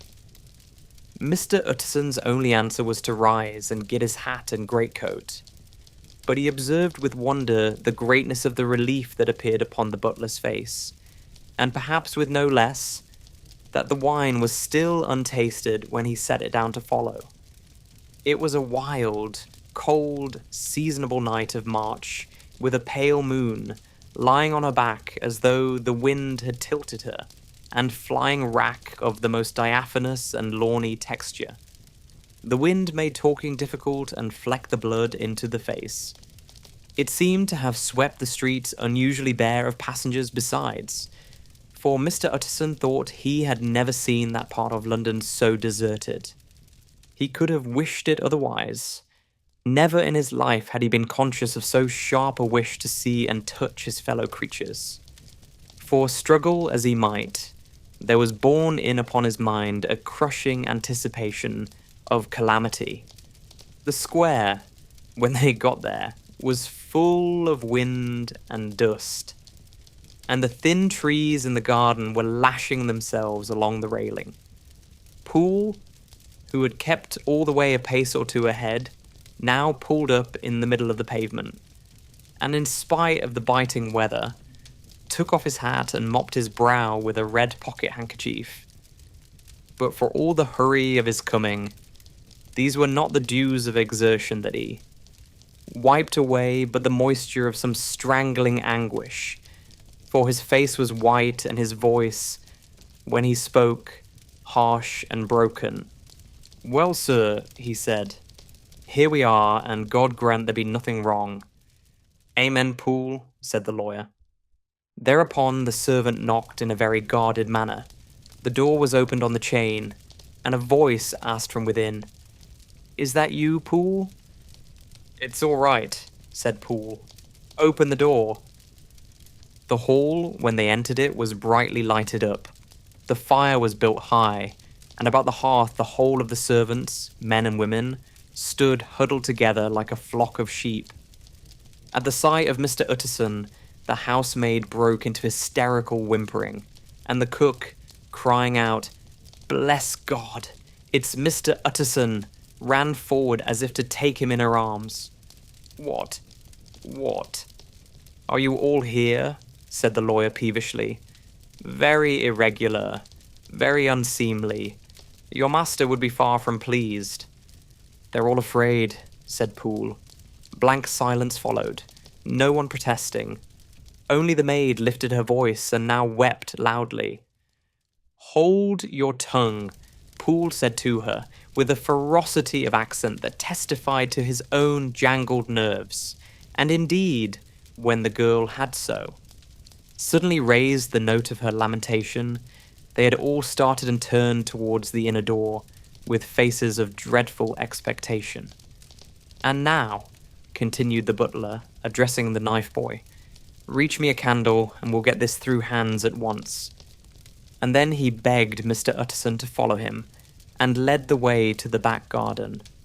"Now, sir," said he, "you come as gently as you can. I want you to hear, and I don't want you to be heard. And see here, sir, if by any chance he was to ask you in, don't go." Mr. Utterson's nerves, at this unlooked-for termination, gave a jerk that nearly threw him from his balance. But he recollected his courage and followed the butler into the laboratory building, through the surgical theatre, with its lumber of crates and bottles, to the foot of the stair. Here Poole motioned him to stand on one side and listen, while he himself, setting down the candle and making a great and obvious call on his resolution, mounted the steps and knocked with a somewhat uncertain hand on the red baize of the cabinet door. "Mr. Utterson, sir, asking to see you," he called, and even as he did so, once more violently signed to the lawyer to give ear. A voice answered from within. "Tell him I cannot see anyone," it said complainingly. "Thank you, sir," said Poole, with a note of something like triumph in his voice, and taking up his candle, he led Mr. Utterson back across the yard and into the great kitchen, where the fire was out and the beetles were leaping on the floor. "Sir," he said, looking Mr. Utterson in the eyes, "was that my master's voice?" "It seems much changed," replied the lawyer, very pale but giving look for look. "Changed? Well, yes, I think so," said the butler. "Have I been 20 years in this man's house to be deceived about his voice? No, sir. Master's made away with. He was made away with 8 days ago, when we heard him cry out upon the name of God. And who's in there instead of him, and why it stays there, is a thing that cries to heaven, Mr. Utterson." "This is a very strange tale, Poole. This is rather a wild tale, my man," said Mr. Utterson, biting his finger. "Suppose it were as you suppose. Supposing Dr. Jekyll to have been, well, murdered. What could induce the murderer to stay? That won't hold water. It doesn't commend itself to reason." "Well, Mr. Utterson, you are a hard man to satisfy, but I'll do it yet," said Poole. "All this last week, you must know, him or it, whatever it is that lives in that cabinet, has been crying night and day for some sort of medicine and cannot get it to his mind. It was sometimes his way, the master's that is, to write his orders on a sheet of paper and throw it on the stair. We've had nothing else this week back, nothing but papers and a closed door, and the very meals left there to be smuggled in when nobody was looking. Well, sir, every day, and twice and thrice in the same day, there have been orders and complaints, and I have been sent flying to all the wholesale chemists in town. Every time I brought the stuff back, there would be another paper telling me to return it because it was not pure, and another order to a different firm. This drug is wanted bitter bad, sir. Whatever for." "Have you any of these papers?" asked Mr. Utterson. Poole felt in his pocket and handed out a crumpled note, which the lawyer, bending near to the candle, carefully examined. Its contents ran thus: "Dr. Jekyll presents his compliments to Messrs. Moore. He assures them that their last sample is impure and quite useless for his present purpose. In the year 18, Dr. J purchased a somewhat large quantity from Messrs. M. He now begs them to search with most sedulous care, and should any of the same quality be left, forward it to him at once. Expense is no consideration. The importance of this to Dr. J can hardly be exaggerated." So far the letter had run composedly enough, but here with a sudden splutter of the pen, the writer's emotion had broken loose. "For God's sake," he added, "find me some of the old." "This is a strange note," said Mr. Utterson, and then sharply, "How do you come to have it open?" "The man at Moore's was main angry, sir, and he threw it back to me like so much dirt," returned Poole. "This is unquestionably the doctor's hand, do you know?" resumed the lawyer. "I thought it looked like it," said the servant rather sulkily, and then with another voice, "But what matters hand of right?" he said. "I've seen him." "Seen him?" repeated Mr. Utterson. "Well, that's it," said Poole. "It was this way. I came suddenly into the theatre from the garden. It seems he had slipped out to look for this drug or whatever it is, for the cabinet door was open, and there he was at the far end of the room, digging among the crates. He looked up when I came in, gave a kind of cry and whipped upstairs into the cabinet. It was but for 1 minute that I saw him, but the hair stood upon my head like quills. Sir, if that was my master, why had he a mask upon his face? If it was my master, why did he cry out like a rat and run from me? I have served him long enough. And then the man paused and passed his hand over his face. These are all very strange circumstances, said Mr. Utterson. But I think I begin to see daylight. Your master, Poole, is plainly seized with one of those maladies that both torture and deform the sufferer. Hence, for aught I know, the alteration of his voice. Hence the mask and the avoidance of his friends. Hence his eagerness to find this drug, by means of which the poor soul retains some hope of ultimate recovery. God grant that he be not deceived. There is my explanation. It is sad enough, Poole, aye, and appalling to consider, but it is plain and natural, hangs well together, and delivers us from all exorbitant alarms. Sir, said the butler, turning to a sort of mottled pallor, that thing was not my master, and there's the truth. My master, here he looked round him and began to whisper, is a tall, fine build of a man, and this was more of a dwarf. Utterson attempted to protest.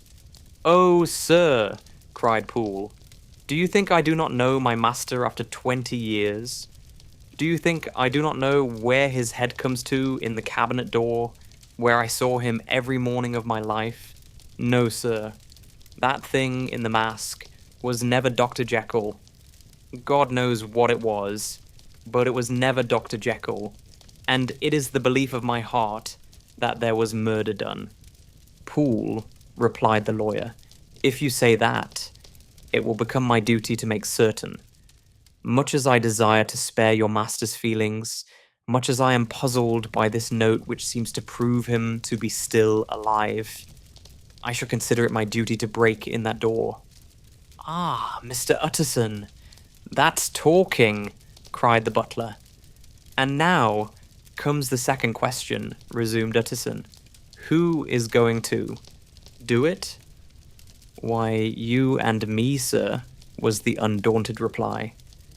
That's very well said, returned the lawyer. And whatever comes of it, I shall make it my business to see you are no loser. There is an axe in the theatre, continued Poole, and you might take the kitchen poker for yourself. The lawyer took that rude but weighty instrument into his hand and balanced it. Do you know, Poole, he said, looking up, that you and I are about to place ourselves in a position of some peril? You may say so, sir, indeed, returned the butler. It is well, then, that we should be frank, said the other. We both think more than we have said. Let us make a clean breast. This masked figure that you saw, did you recognize it? Well, sir, it went so quick, and the creature was so doubled up that I could hardly swear to that, was the answer. But if you mean, was it Mr. Hyde? Why, yes, I think it was.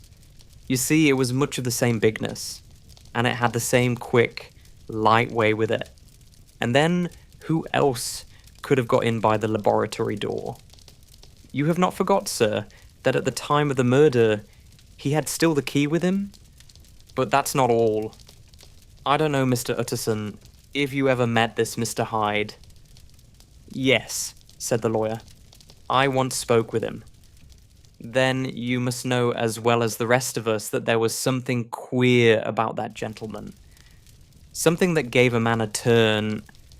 I don't know rightly how to say it, sir, beyond this, that you felt in your marrow kind of cold and thin. I own I felt something of what you describe, said Mr. Utterson. Quite so, sir, returned Poole. Well, when that masked thing like a monkey jumped from among the chemicals and whipped into the cabinet, it went down my spine like ice. Oh, I know it's not evidence, Mr. Utterson.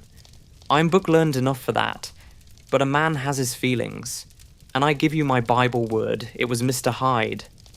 Aye, said the lawyer. "My fears incline to the same point. Evil, I fear, founded. Evil was sure to come of that connection. I believe you. I believe poor Harry is killed.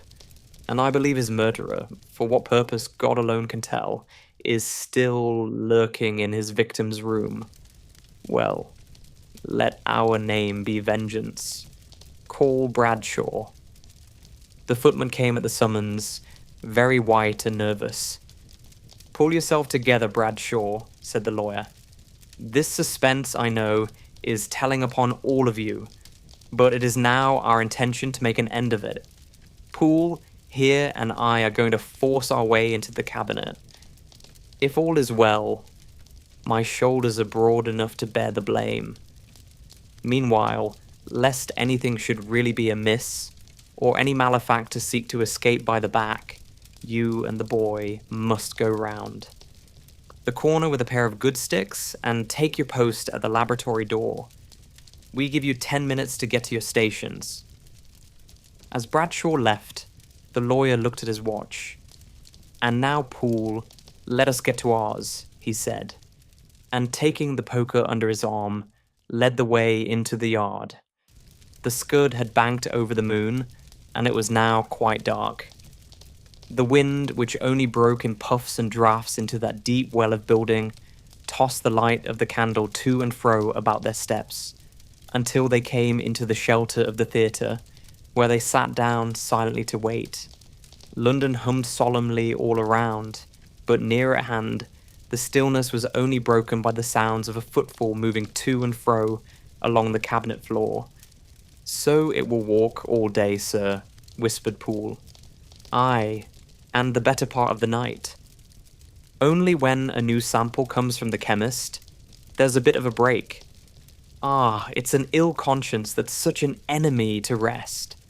Ah, sir, there's blood foully shed in every step of it. But hark again, a little closer. Put your heart in your ears, Mr. Utterson, and tell me, is that the doctor's foot?" The steps fell lightly and oddly, with a certain swing, for all they went so slowly. It was different indeed from the heavy creaking tread of Henry Jekyll. Utterson sighed. "Is there never anything else?" he asked. Poole nodded. "Once," he said. "Once I heard it weeping." "Weeping? How that?" said the lawyer, conscious of a sudden chill of horror. "Weeping like a woman or a lost soul," said the butler. "I came away with that upon my heart, that I could have wept too." But now the 10 minutes drew to an end. Poole disinterred the axe from under a stack of packing straw. The candle was set upon the nearest table to light them to the attack, and they drew near with bated breath to where that patient foot was still going up and down, in the quiet of the night. "Jekyll," cried Utterson with a loud voice, "I demand to see you." He paused a moment, but there came no reply. "I give you fair warning. Our suspicions are aroused, and I must and shall see you," he resumed. "If not by fair means, then by foul. If not of your consent, then by brute force." "Utterson," said the voice, "for God's sake, have mercy." "Ah, that's not Jekyll's voice. It's Hyde's," cried Utterson. "Down with the door, Poole." Poole swung the axe over his shoulder. The blow shook the building, and the red baize door leaped against the lock and hinges. A dismal screech, as of mere animal terror, rang from the cabinet. Up went the axe again, and again the panels crashed and the frame bounded. 4 times the blow fell. But the wood was tough, and the fittings were of excellent workmanship. And it was not until the 5th that the lock burst, and the wreck of the door fell inwards on the carpet.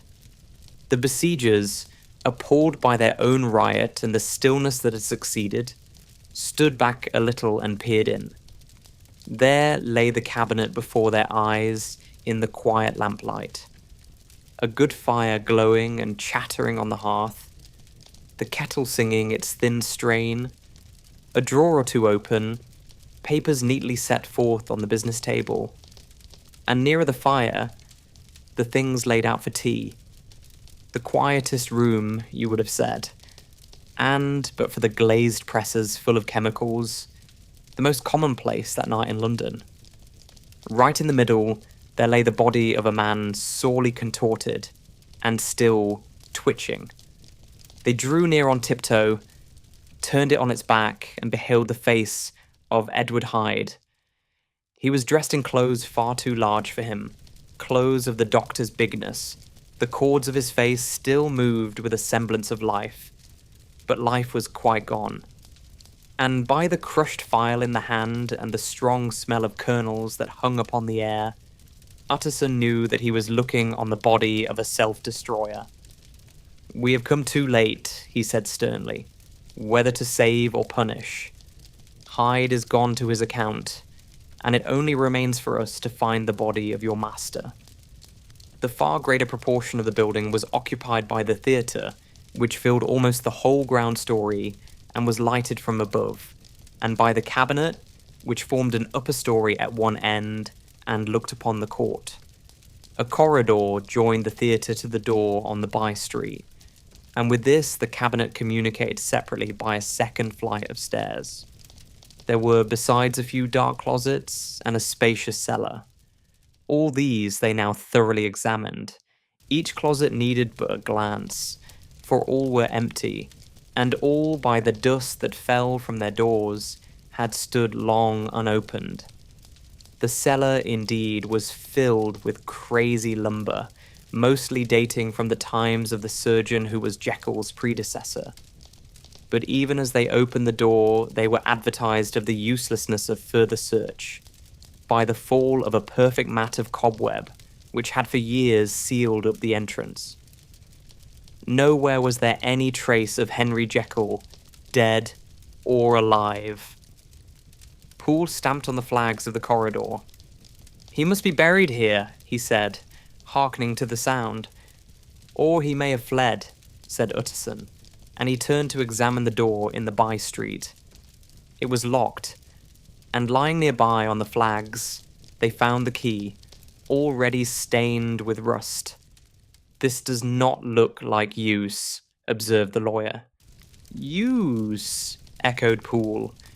"Do you not see, sir, it is broken, much as if a man had stamped on it." "Aye," continued Utterson, "and the fractures, too, are rusty." The two men looked at each other with a scare. "This is beyond me, Poole," said the lawyer. "Let us go back to the cabinet."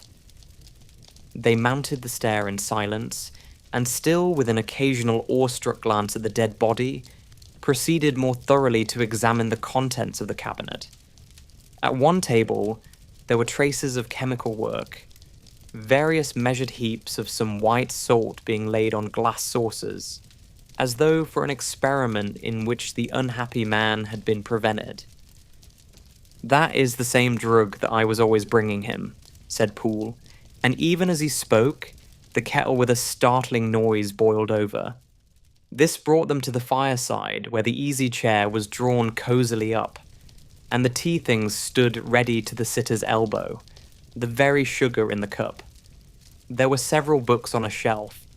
One lay beside the tea things open, and Utterson was amazed to find it a copy of a pious work, for which Jekyll had several times expressed a great esteem, annotated in his own hand with startling blasphemies. Next, in the course of their review of the chamber, the searchers came to the cheval glass, into whose depths they looked with an involuntary horror. But it was so turned as to show them nothing but the rosy glow playing on the roof, the fire sparkling in 100 repetitions along the glazed front of the presses, and their own pale and fearful countenances, stooping to look in. "This glass has seen some strange things, sir," whispered Poole. "And surely none stranger than itself," echoed the lawyer in the same tones. "For what did Jekyll? He caught himself up at the word with a start, and then conquering the weakness. What could Jekyll want with it?" he said. "You may say that," said Poole. Next, they turned to the business table. On the desk, among the neat array of papers, a large envelope was uppermost, and bore in the doctor's hand the name of Mr. Utterson. The lawyer unsealed it, and several enclosures fell to the floor. The first was a will, drawn in the same eccentric terms as the one which he had returned 6 months before, to serve as a testament in case of death, and as a deed of gift in case of disappearance. But in place of the name of Edward Hyde, the lawyer, with indescribable amazement, read the name of Gabriel John Utterson. He looked at Poole, and then back at the paper, and last of all at the dead malefactor stretched upon the carpet. "My head goes round," he said. "He has been all these days in possession. He had no cause to like me. He must have raged to see himself displaced, and he has not destroyed this document." He caught up the next paper. It was a brief note in the doctor's hand, and dated at the top. "Oh, Poole," the lawyer cried. "He was alive and here this day. He cannot have been disposed of in so short a space. He must be still alive. He must have fled. And then, why fled? And how? And in that case, can we venture to declare this suicide? Oh, we must be careful. I foresee that we may yet involve your master in some dire catastrophe." "Why don't you read it, sir?" asked Poole. "Because I fear," replied the lawyer solemnly. "God grant I have no cause for it." And with that he brought the paper to his eyes, and read as follows. "My dear Utterson, when this shall fall into your hands, I shall have disappeared. Under what circumstances I have not the penetration to foresee. But my instinct and all the circumstances of my nameless situation tell me that the end is sure and must be early. Go then, and first read the narrative which Lanyon warned me he was to place in your hands. And if you care to hear more, turn to the confession of your unworthy and unhappy friend, Henry Jekyll." "There was a third enclosure?" asked Utterson. "Here, sir," said Poole, and gave into his hands a considerable packet sealed in several places. The lawyer put it in his pocket. "I would say nothing of this paper. If your master has fled or is dead, we may at least save his credit. It is. Now, 10. I must go home and read these documents in quiet. But I shall be back before midnight, when we shall send for the police." They went out, locking the door of the theatre behind them. And Utterson, once more leaving the servants gathered about the fire in the hall, trudged back to his office to read the 2 narratives in which this mystery was now to be explained. End of part 1. Dr. Lanyon's narrative. On the 9th of January, now 4 days ago, I received by the evening delivery a registered envelope, addressed in the hand of my colleague and old school companion, Henry Jekyll. I was a good deal surprised by this, for we were by no means in the habit of correspondence. I had seen the man, dined with him, indeed, the night before, and I could imagine nothing in our intercourse that should justify formality of registration. The contents increased my wonder, for this is how the letter ran. 10 December, 18... Dear Lanyon, you are one of my oldest friends, and although we may have differed at times on scientific questions, I cannot remember, at least on my side, any break in our affection. There was never a day when, if you had said to me, "Jekyll, my life, my honour, my reason, depend upon you," I would not have sacrificed my left hand to help you. Lanyon, my life, my honour, my reason, are all at your mercy. If you fail me tonight, I am lost. You might suppose, after this preface, that I'm going to ask you for something dishonorable to grant. Judge for yourself. I want you to postpone all other engagements for tonight. Aye, even if you were summoned to the bedside of an emperor, to take a cab, unless your carriage should be actually at the door, and with this letter in your hand for consultation, to drive straight to my house. Poole, my butler, has his orders. You will find him waiting your arrival with a locksmith. The door of my cabinet is then to be forced, and you are to go in alone. To open the glazed press, letter E, on the left hand, breaking the lock if it be shut, and to draw out, with all its contents as they stand, the fourth drawer from the top, or, which is the same thing, the third from the bottom. In my extreme distress of mind, I have a morbid fear of misdirecting you, but even if I am in error, you may know the right drawer by its contents. Some powders, a file, and a paper book. This drawer I beg of you to carry back with you to Cavendish Square exactly as it stands. That is the first part of the service. Now for the second. You should be back, if you set out at once on the receipt of this, long before midnight. But I will leave you that amount of margin, not only in the fear of one of those obstacles that can neither be prevented nor foreseen, but because an hour when your servants are in bed is to be preferred for what will then remain to do. At midnight, then, I have to ask you to be alone in your consulting room, to admit with your own hand into the house a man who will present himself in my name, and to place in his hands the drawer that you will have brought with you from my cabinet. Then you will have played your part and earned my gratitude completely. 5 minutes afterwards, if you insist upon an explanation, you will have understood that these arrangements are of capital importance, and that by the neglect of one of them, fantastic as they must appear, you might have charged your conscience with my death or the shipwreck of my reason. Confident as I am that you will not trifle with this appeal, my heart sinks and my hand trembles at the bare thought of such a possibility.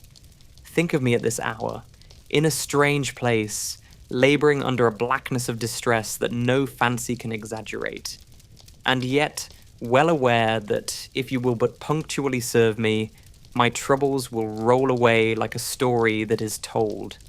Serve me, my dear Lanyon, and save. Your friend, H.J. P.S. I had already sealed this up when a fresh terror struck upon my soul.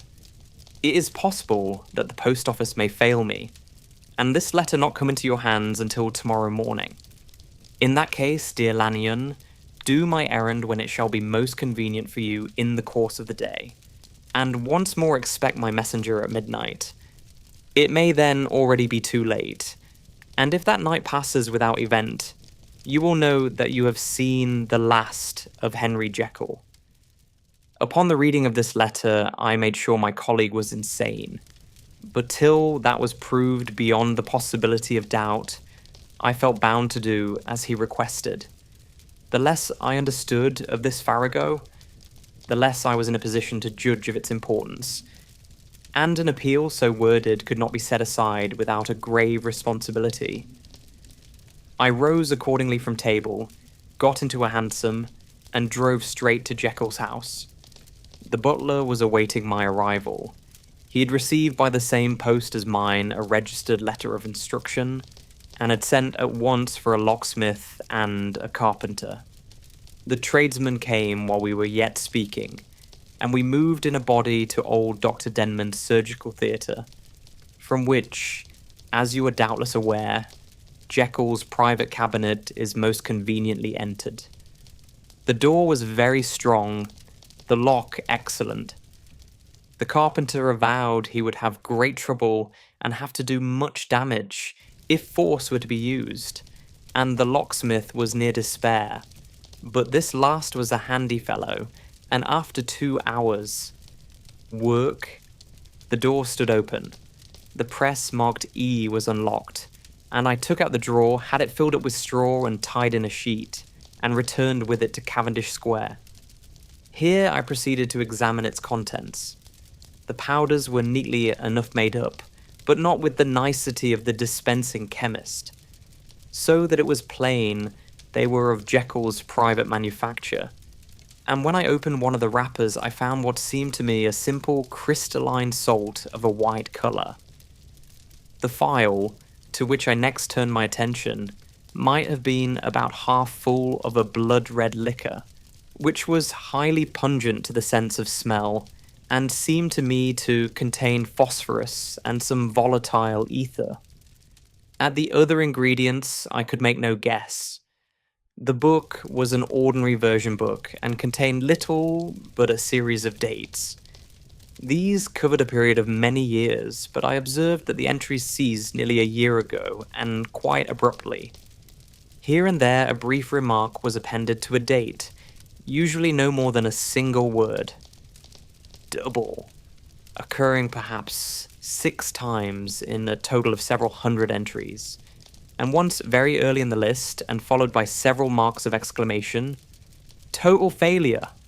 All this, though it whetted my curiosity, told me little that was definite. Here were a phial of some salt, and the record of a series of experiments that had led, like too many of Jekyll's investigations, to no end of practical usefulness. How could the presence of these articles in my house affect either the honour, the sanity, or the life of my flighty colleague? If his messenger could go to one place, why could he not go to another? And even granting some impediment, why was this gentleman to be received by me in secret? The more I reflected, the more convinced I grew that I was dealing with a case of cerebral disease. And though I dismissed my servants to bed, I loaded an old revolver, that I might be found in some posture of self-defence. 12 o'clock had scarce rung out over London, ere the knocker sounded very gently on the door. I went myself at the summons, and found a small man crouching against the pillars of the portico. "Are you come from Dr. Jekyll?" I asked. He told me yes by a constrained gesture, and when I had bidden him enter, he did not obey me without a searching backward glance into the darkness of the square. There was a policeman not far off, advancing with his bull's-eye open, and at the sight, I thought my visitor started and made greater haste. These particulars struck me, I confess, disagreeably, and as I followed him into the bright light of the consulting room, I kept my hand ready on my weapon. Here, at last, I had a chance of clearly seeing him. I had never set eyes on him before, so much was certain. He was small, as I have said. I was struck, besides, with the shocking expression of his face, with his remarkable combination of great muscular activity and great apparent debility of constitution, and, last but not least, with the odd subjective disturbance caused by his neighbourhood. This bore some resemblance to incipient rigour, and was accompanied by a marked sinking of the pulse. At the time, I set it down to some idiosyncratic, personal distaste, and merely wondered at the acuteness of the symptoms. But I have since had reason to believe the cause to lie much deeper in the nature of man, and to turn on some nobler hinge than the principle of hatred. This person, who had thus from the first moment of his entrance struck in me what I can only describe as a disgustful curiosity, was dressed in a fashion that would have made an ordinary person laughable.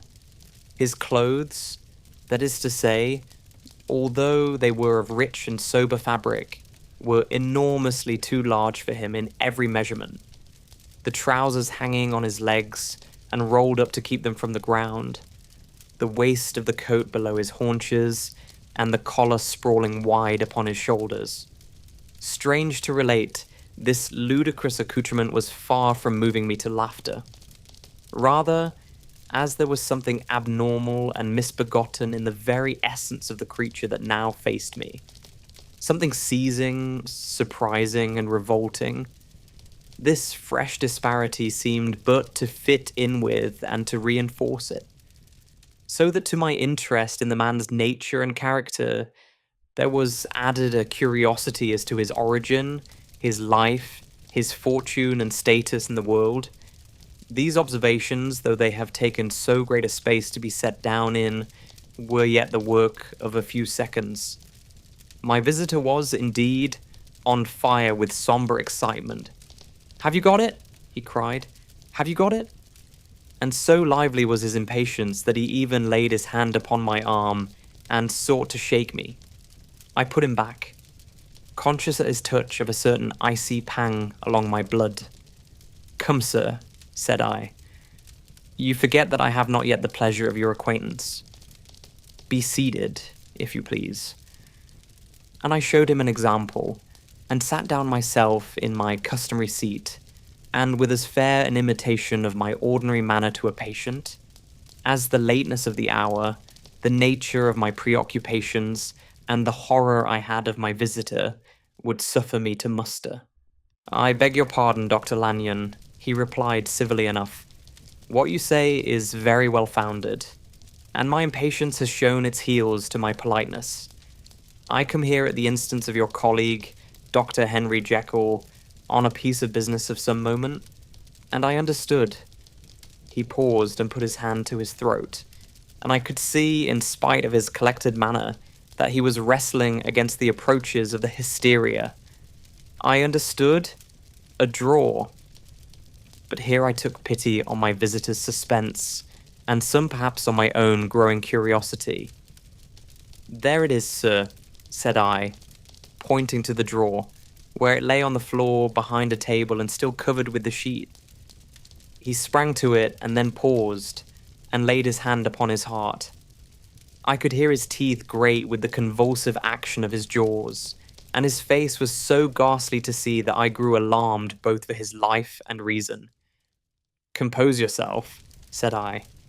He turned a dreadful smile to me, and as if with the decision of despair, plucked away the sheet. At sight of the contents, he uttered one loud sob of such immense relief that I sat petrified. And the next moment, in a voice that was already fairly well under control, "Have you a graduated glass?" he asked. I rose from my place with something of an effort and gave him what he asked. He thanked me with a smiling nod, measured out a few minims of the red tincture and added one of the powders. The mixture, which was at first of a reddish hue, began, in proportion as the crystals melted, to brighten in colour, to effervesce audibly, and to throw off small fumes of vapour. Suddenly, and at the same moment, the ebullition ceased, and the compound changed to a dark purple, which faded again more slowly to a watery green. My visitor, who had watched these metamorphoses with a keen eye, smiled, set down the glass upon the table, and then turned and looked upon me with an air of scrutiny. "And now," said he, "to settle what remains. Will you be wise? Will you be guided? Will you suffer me to take this glass in my hand, and to go forth from your house without further parley? Or has the greed of curiosity too much command of you?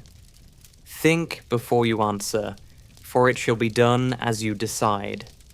As you decide, you shall be left as you were before, and neither richer nor wiser, unless the sense of service rendered to a man in mortal distress may be counted as a kind of riches of the soul. Or, if you shall so prefer to choose, a new province of knowledge and new avenues to fame and power shall be laid open to you, here, in this room, upon the instant, and your sight shall be blasted by a prodigy to stagger the unbelief of Satan." "Sir," said I, affecting a coolness that I was far from truly possessing, "you speak enigmas, and you will perhaps not wonder that I hear you with no very strong impression of belief. But I have gone too far in the way of inexplicable services to pause before I see the end." "It is well," replied my visitor.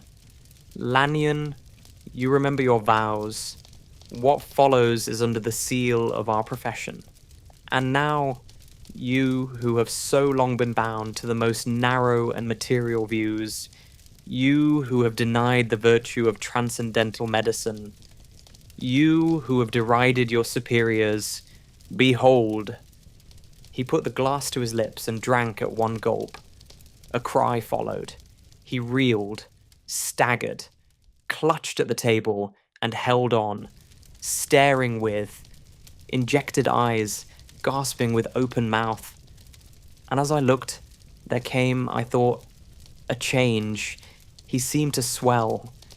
His face became suddenly black, and the features seemed to melt and alter. And the next moment, I'd sprung to my feet and leaped back against the wall, my arms raised to shield me from that prodigy, my mind submerged in terror. "Oh, God!" I screamed. And "Oh, God!" again and again. For there before my eyes, pale and shaken, and half fainting, and groping before him with his hands, like a man restored from death, there stood Henry Jekyll. What he told me in the next hour, I cannot bring my mind to set on paper. I saw what I saw, I heard what I heard, and my soul sickened at it. And yet now, when that sight has faded from my eyes, I ask myself if I believe it, and I cannot answer. My life is shaken to its roots. Sleep has left me. The deadliest terror sits by me at all hours of the day and night, and I feel that my days are numbered, and that I must die. And yet, I shall die, incredulous. As for the moral turpitude that man unveiled to me, even with tears of penitence, I cannot, even in memory, dwell on it without a start of horror. I will say but one thing, Utterson, and that, if you can bring your mind to credit it, will be more than enough. The creature who crept into my house that night was, on Jekyll's own confession, known by the name of Hyde, and hunted for in every corner of the land as the murderer of Carew. Hasty Lanyon. Henry Jekyll's full statement of the case. I was born in the year 18 to a large fortune, endowed besides with excellent parts, inclined by nature to industry, fond of the respect of the wise and good among my fellowmen, and thus, as might have been supposed, with every guarantee of an honourable and distinguished future.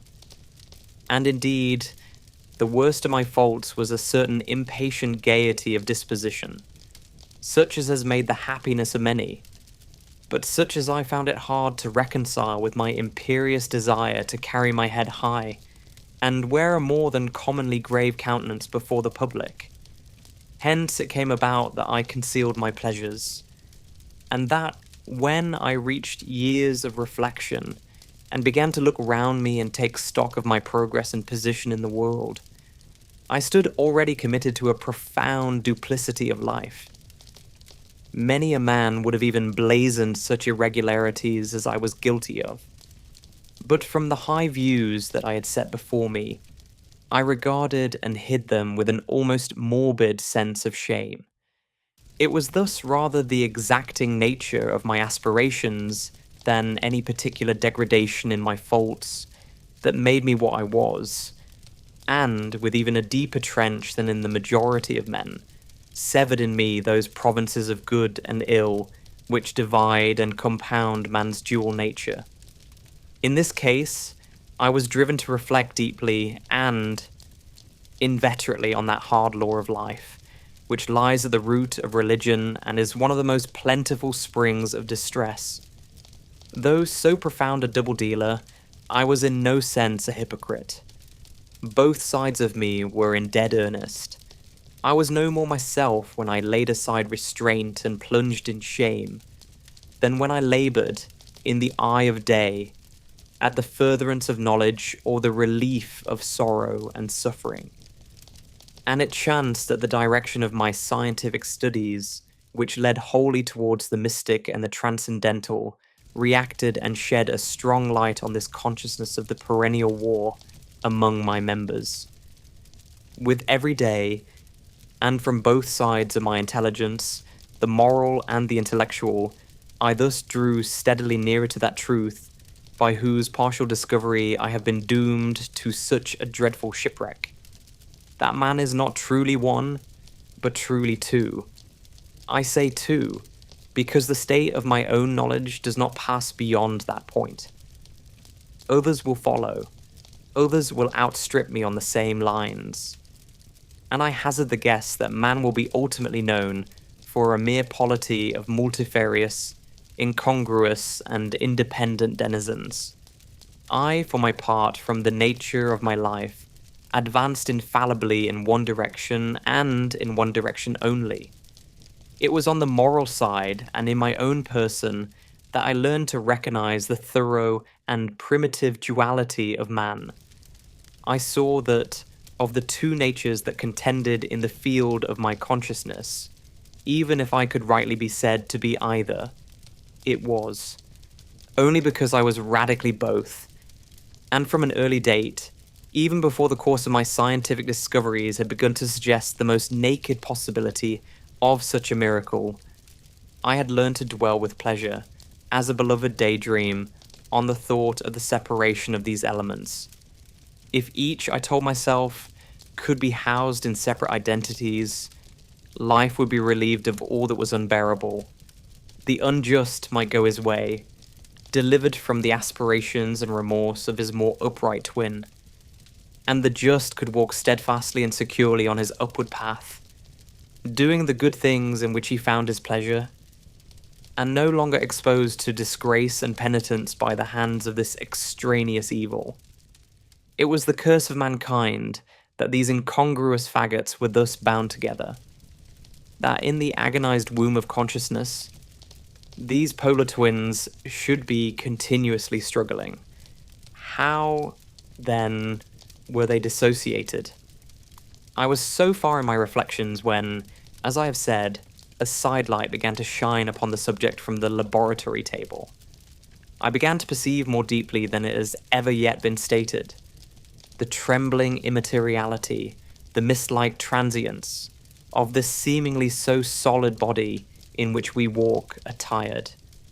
Certain agents I found to have the power to shake and pluck back that fleshly vestment, even as a wind might toss the curtains of a pavilion. For two good reasons, I will not enter deeply into this scientific branch of my confession. First, because I have been made to learn that the doom and burden of our life is bound forever on man's shoulders, and when the attempt is made to cast it off, it but returns upon us with more unfamiliar and more awful pressure. Second, because, as my narrative will make, alas, too evident, my discoveries were incomplete. Enough, then, that I not only recognize my natural body from the mere aura and effulgence of certain of the powers that made up my spirit, but managed to compound a drug by which these powers should be dethroned from their supremacy, and a second form and countenance substituted, nonetheless natural to me because they were the expression and bore the stamp of lower elements in my soul. I hesitated long before I put this theory to the test of practice. I knew well that I risked death. For any drug that so potently controlled and shook the very fortress of identity might, by the least scruple of an overdose or at the least inopportunity in the moment of exhibition, utterly blot out that immaterial tabernacle which I looked to it to change. But the temptation of a discovery so singular and profound at last overcame the suggestions of alarm. I had long since prepared my tincture. I purchased at once, from a firm of wholesale chemists, a large quantity of a particular salt which I knew, from my experiments, to be the last ingredient required. And late one accursed night, I compounded the elements, watched them boil and smoke together in the glass, and when the ebullition had subsided, with a strong glow of courage, drank off the potion. The most racking pangs succeeded, a grinding in the bones, deadly nausea, and a horror of the spirit that cannot be exceeded at the hour of birth or death.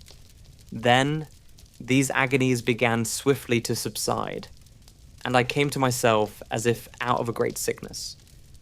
There was something strange in my sensations, something indescribably new and, from its very novelty, incredibly sweet. I felt younger, lighter, happier in body. Within, I was conscious of a heady recklessness, a current of disordered sensual images running like a mill race in my fancy. A solution of the bonds of obligation, an unknown but not an innocent freedom of the soul.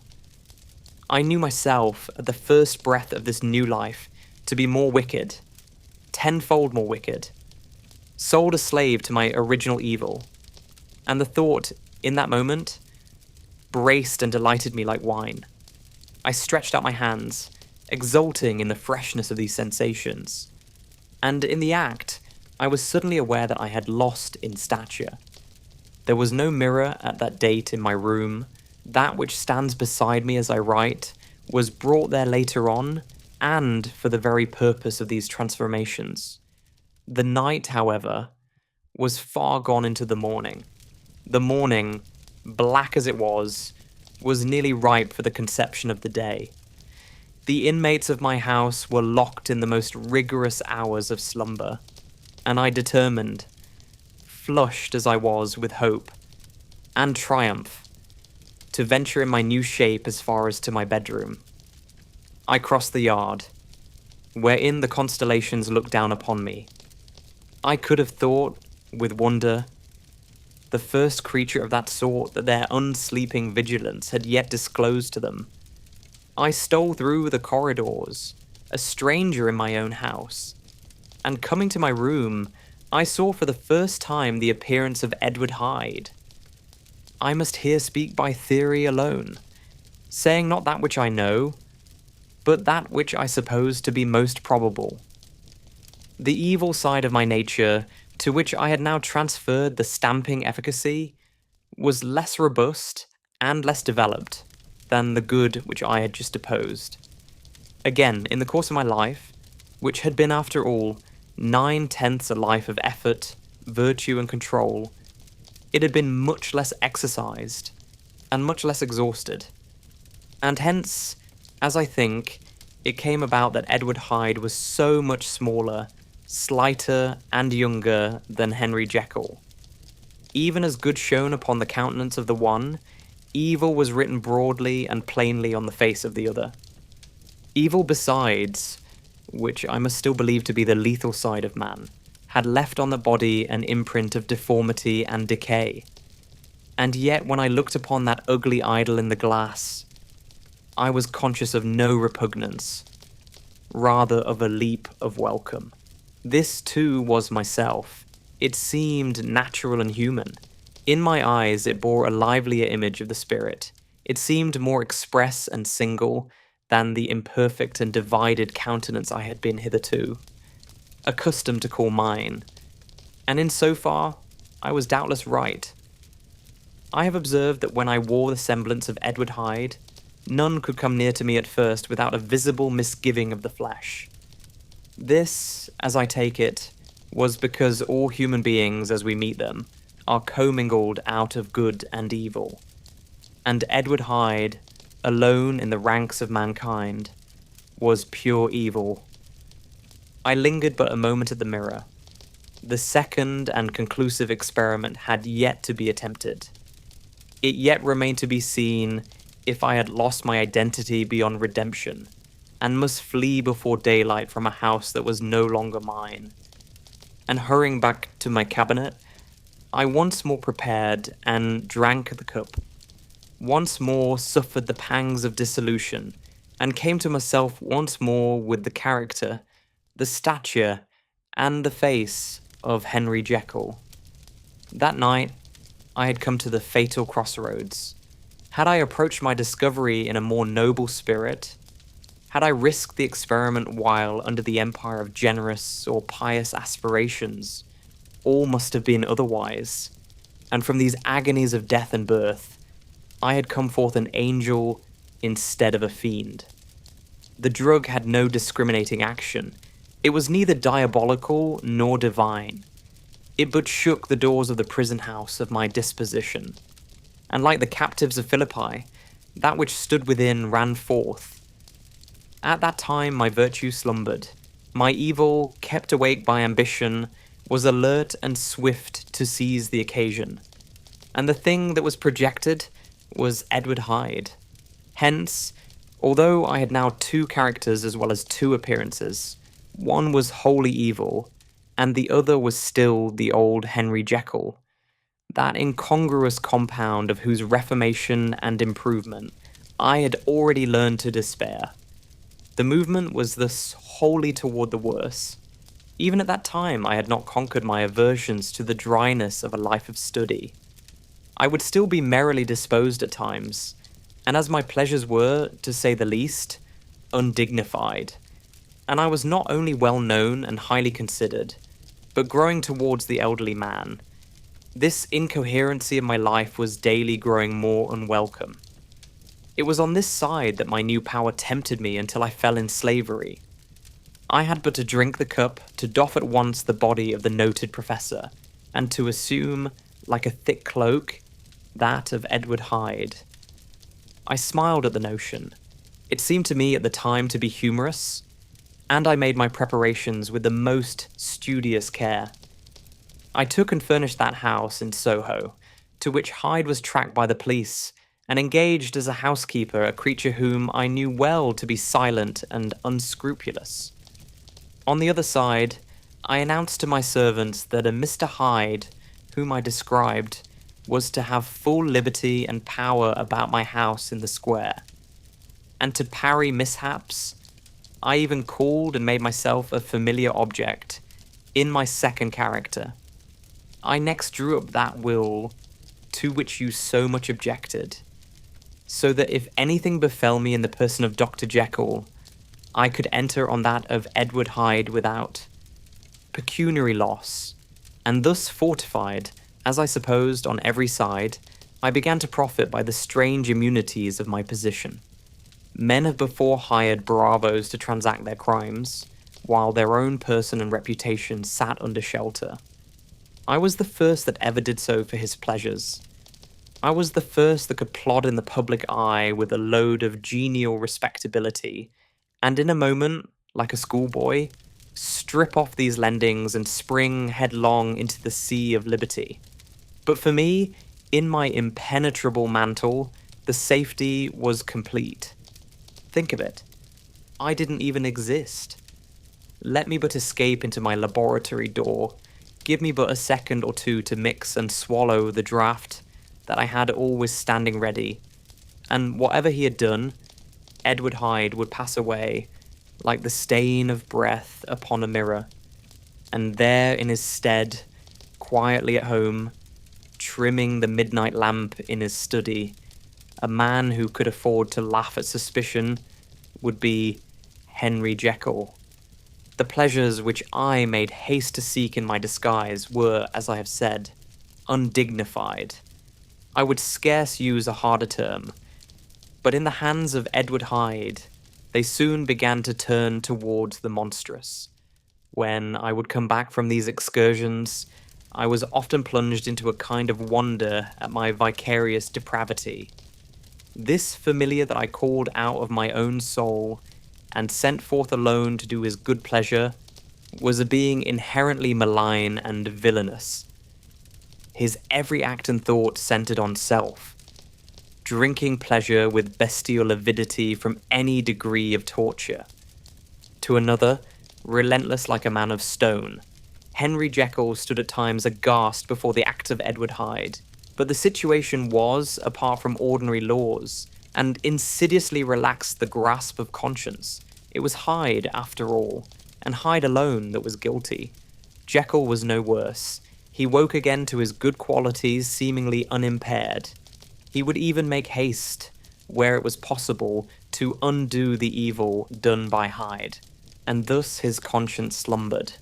Into the details of the infamy at which I thus connived, for even now I can scarce grant that I committed it, I have no design of entering. I mean but to point out the warnings and the successive steps with which my chastisement approached.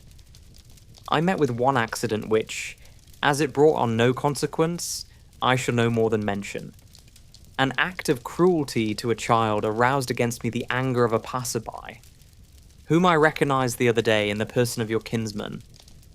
The doctor and the child's family joined him. There were moments when I feared for my life, and at last, in order to pacify their too just resentment, Edward Hyde had to bring them to the door and pay them in a cheque drawn in the name of Henry Jekyll. But this danger was easily eliminated from the future by opening an account at another bank in the name of Edward Hyde himself. And when, by sloping my own hand backward, I had supplied my double with a signature, I thought I sat beyond the reach of fate. Some 2 months before the murder of Sir Danvers, I had been out for one of my adventures, had returned at a late hour, and woke the next day in bed with somewhat odd sensations. It was in vain I looked about me. In vain I saw the decent furniture and tall proportions of my room in the square. In vain that I recognized the pattern of the bed curtains and the design of the mahogany frame. Something still kept insisting that I was not where I was, that I had not wakened where I seemed to be.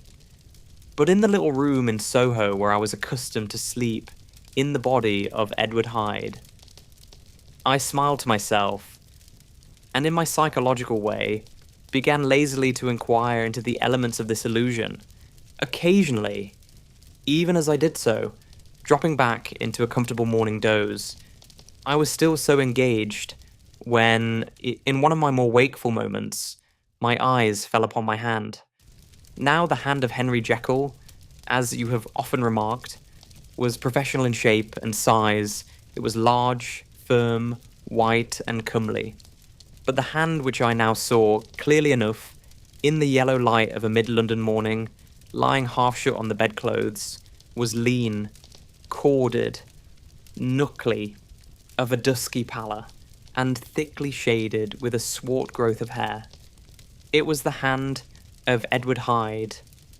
I must have stared upon it for near half a minute, sunk as I was in the mere stupidity of wonder, before terror woke up in my breast as sudden and startling as the crash of cymbals, and bounding from my bed, I rushed to the mirror.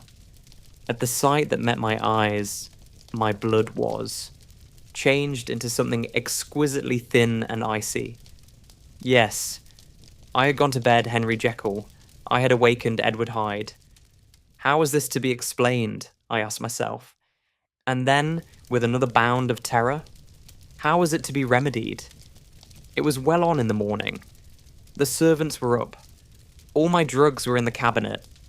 A long journey down 2 pairs of stairs, through the back passage, across the open court, and through the anatomical theatre, from where I was then standing horror-struck. It might indeed be possible to cover my face, but of what use was that when I was unable to conceal the alteration in my stature? And then, with an overpowering sweetness of relief, it came back upon my mind that the servants were already used to the coming and going of my second self. I had soon dressed, as well as I was able, in clothes of my own size, had soon passed through the house, where Bradshaw stared, and drew back at seeing Mr. Hyde at such an hour, and in such a strange array, and 10 minutes later, Dr. Jekyll had returned to his own shape, and was sitting down, with a darkened brow, to make a feint of breakfasting. Small indeed was my appetite. This inexplicable incident, this reversal of my previous experience, seemed, like the Babylonian finger on the wall, to be spelling out the letters of my judgment, and I began to reflect more seriously than ever before on the issues and possibilities of my double existence. That part of me which I had the power of. Projecting had lately been much exercised and nourished. It had seemed to me of late as though the body of Edward Hyde had grown in stature, as though, when I wore that form, I were conscious of a more generous tide of blood, and I began to spy a danger that, if this were much prolonged, the balance of my nature might be permanently overthrown. the power of voluntary change be forfeited, and the character of Edward Hyde become irrevocably mine. The power of the drug had not been always equally displayed. Once, very early in my career, it had totally failed me. Since then, I had been obliged on more than one occasion to double, and once, with infinite risk of death, to treble the amount. And these rare uncertainties had cast hitherto the sole shadow on my contentment. Now, however, and in the light of that morning's accident, I was led to remark that whereas, in the beginning, the difficulty had been to throw off the body of Jekyll, it had of late gradually but decidedly transferred itself to the other side. All things therefore seemed to point to this, that I was slowly losing hold of my original and better self, and becoming slowly incorporated with my second and worse. Between these two, I now felt I had to choose. My two natures had memory in common, but all other faculties were most unequally shared between them.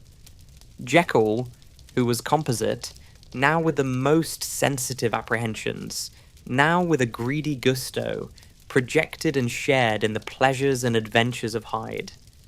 But Hyde was indifferent to Jekyll, or but remembered him as the mountain bandit remembers the cavern in which he conceals himself from pursuit. Jekyll had more than a father's interest. Hyde had more than a son's indifference.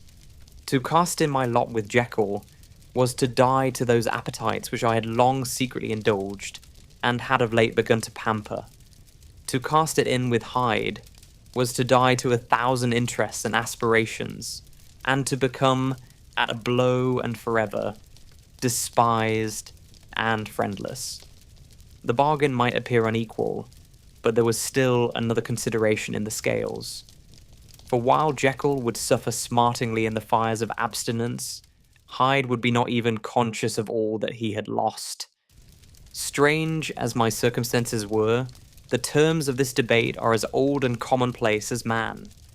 Much the same inducements and alarms cast the die for any tempted and trembling sinner, and it fell out with me, as it falls with so vast a majority of my fellows, that I chose the better part and was found wanting in the strength to keep to it. Yes, I preferred the elderly and discontented doctor, surrounded by friends and cherishing honest hopes, and bade a resolute farewell to the liberty, the comparative youth, the light step, leaping impulses, and secret pleasures that I had enjoyed in the disguise of Hyde. I made this choice perhaps with some unconscious reservation, for I neither gave up the house in Soho nor destroyed the clothes of Edward Hyde, which still lay ready in my cabinet. For 2 months, however, I was true to my determination. For 2 months, I led a life of such severity as I had never before attained to, and enjoyed the compensations of an approving conscience. But time began at last to obliterate the freshness of my alarm. The praises of conscience began to grow into a thing of course. I began to be tortured with throes and longings as of Hyde struggling after freedom. And at last, in an hour of moral weakness, I once again compounded and swallowed the transforming draught. I do not suppose that when a drunkard reasons with himself upon his vice, he is once out of 500 times affected by the dangers that he runs through his brutish, physical insensibility. Neither had I, long as I had considered my position, made enough allowance for the complete moral insensibility and insensate readiness to evil, which were the leading characters of Edward Hyde. Yet it was by these that I was punished. My devil had been long caged. He came out roaring. I was conscious, even when I took the draught, of a more unbridled, a more furious propensity to ill. It must have been this, I suppose, that stirred in my soul that tempest of impatience with which I listened to the civilities of my unhappy victim. I declare, at least before God, no man morally sane could have been guilty of that crime upon so pitiful a provocation. and that I struck in no more reasonable spirit than that in which a sick child may break a plaything. But I had voluntarily stripped myself of all those balancing instincts by which even the worst of us continues to walk with some degree of steadiness among temptations. And in my case, to be tempted, however slightly, was to fall. Instantly, the spirit of hell awoke in me and raged. With a transport of glee, I mauled the unresisting body, tasting delight from every blow, and it was not till weariness had begun to succeed that I was suddenly, in the top fit of my delirium, struck through the heart by a cold thrill of terror. A mist dispersed. I saw my life to be forfeit, and fled from the scene of these excesses, at once glorying and trembling, my lust of evil gratified and stimulated, my love of life screwed to the topmost peg. I ran to the house in Soho, and, to make assurance doubly sure, destroyed my papers. Thence I set out through the lamplit streets, in the same divided ecstasy of mind, gloating on my crime, light-headedly devising others in the future, and yet still hastening and still hearkening in my wake for the steps of the avenger. Hyde had a song upon his lips as he compounded the draught, and as he drank it, pledged the dead man.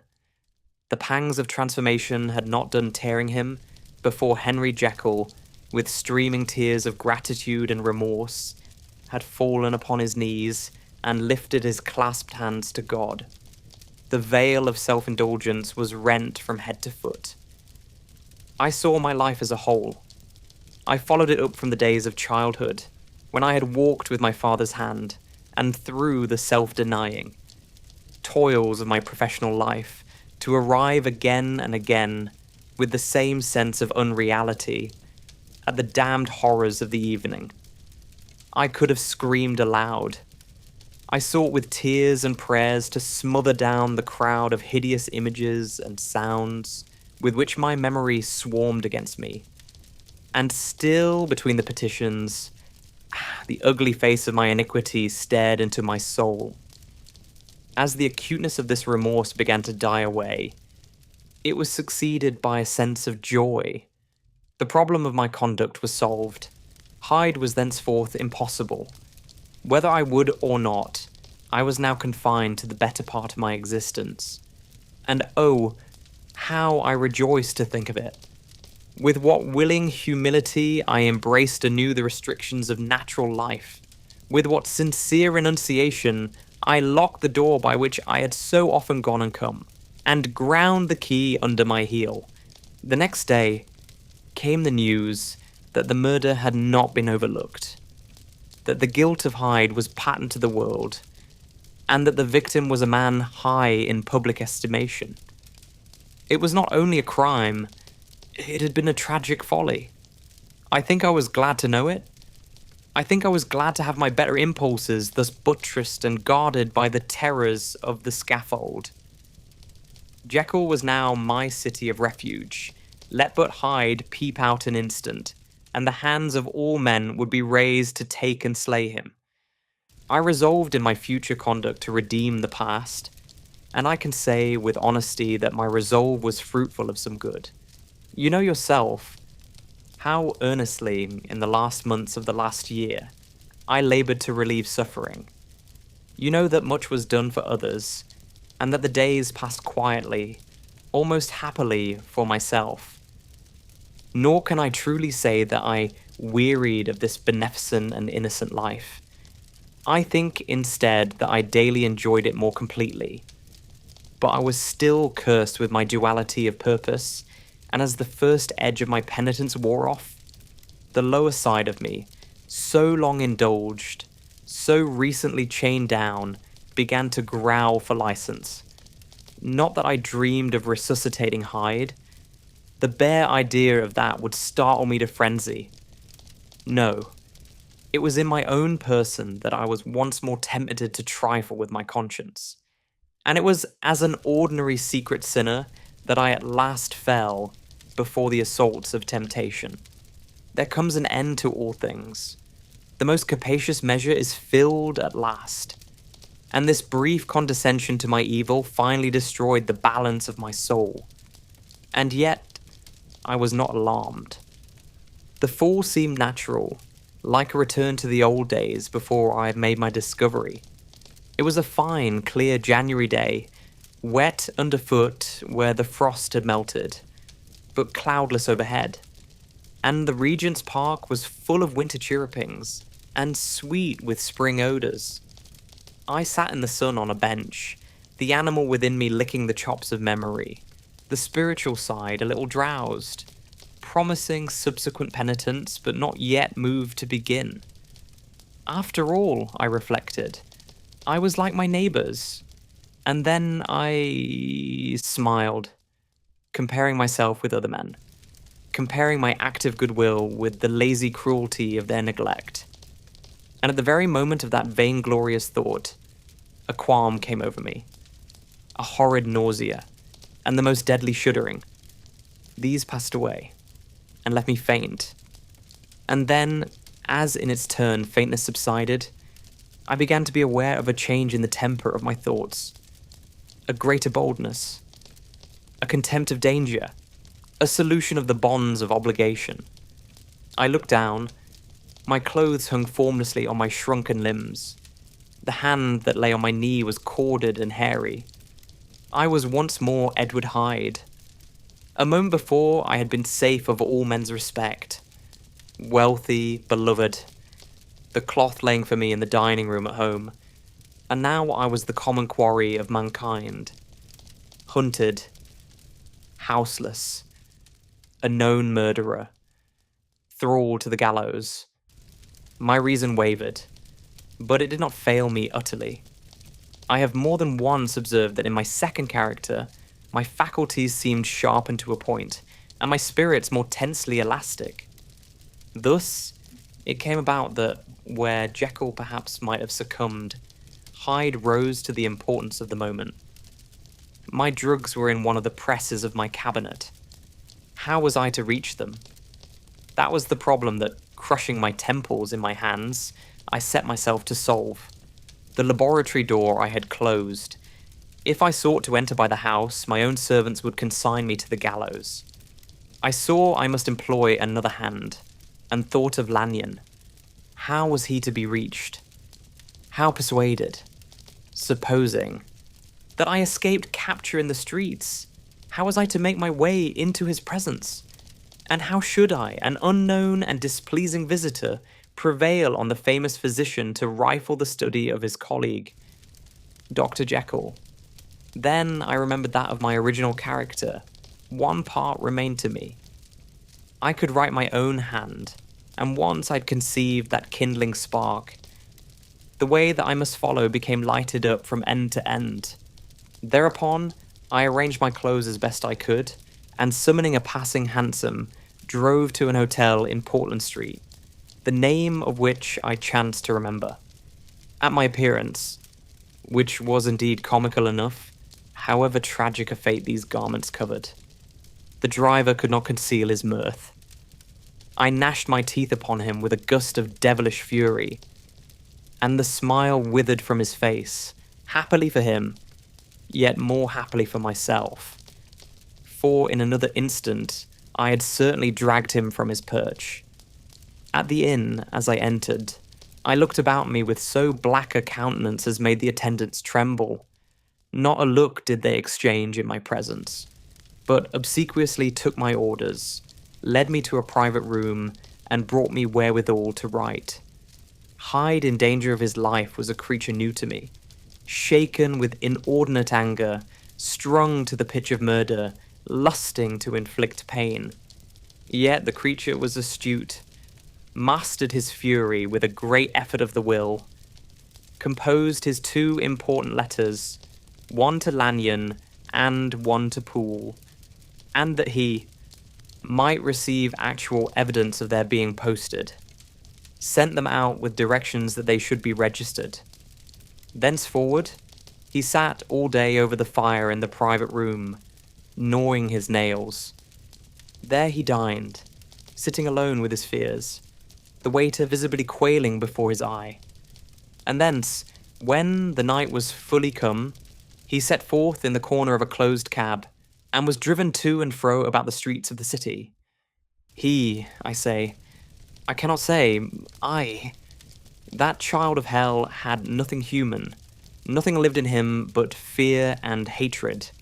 And when, at last, thinking the driver had begun to grow suspicious, he discharged the cab and ventured on foot, attired in his misfitting clothes, an object marked out for observation, into the midst of the nocturnal passengers, these two base passions raged within him like a tempest.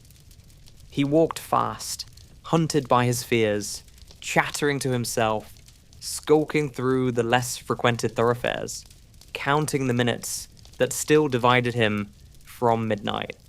Once a woman spoke to him, offering, I think, a box of lights. He smote her in the face, and she fled. When I came to myself at Lanyon's, the horror of my old friend perhaps affected me somewhat. I do not know, it was at least but a drop in the sea to the abhorrence with which I look back upon these hours. A change had come over me. It was no longer the fear of the gallows, it was the horror of being Hyde that racked me. I received Lanyon's condemnation partly in a dream. It was partly in a dream that I came, home to my own house and got into bed. I slept after the prostration of the day, with a stringent and profound slumber which not even the nightmares that wrung me could avail to break. I awoke in the morning shaken, weakened, but refreshed. I still hated and feared the thought of the brute that slept within me, and I had not of course forgotten the appalling dangers of the day before. But I was once more at home, in my own house and close to my drugs. And gratitude for my escape shone so strong in my soul that it almost rivaled the brightness of hope. I was stepping leisurely across the court after breakfast, drinking the chill of the air with pleasure, when I was seized again with those indescribable sensations that heralded the change, and I had but the time to gain the shelter of my cabinet before I was once again raging and freezing with the passions of Hyde. It took on this occasion a double dose to recall me to myself, and alas, 6 hours after, as I sat looking sadly in the fire, the pangs returned, and the drug had to be re-administered. In short, from that day forth it seemed only by a great effort as of gymnastics, and only under the immediate stimulation of the drug, that I was able to wear the countenance of Jekyll. At all hours of the day and night, I would be taken with the premonitory shudder. Above all, if I slept, or even dozed for a moment in my chair, it was always as Hyde that I awakened.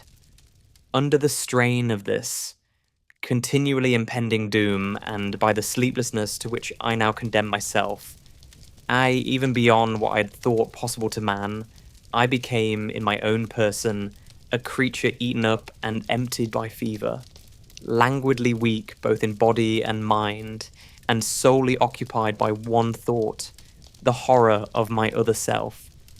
But when I slept, or when the virtue of the medicine wore off, I would leap almost without transition, for the pangs of transformation grew daily less marked, into the possession of a fancy brimming with images of terror, a soul boiling with causeless hatreds, and a body that seemed not strong enough to contain the raging energies of life. The powers of Hyde seemed to have grown with the sickliness of Jekyll, and certainly the hate that now divided them was equal on each side. With Jekyll, it was a thing of vital instinct.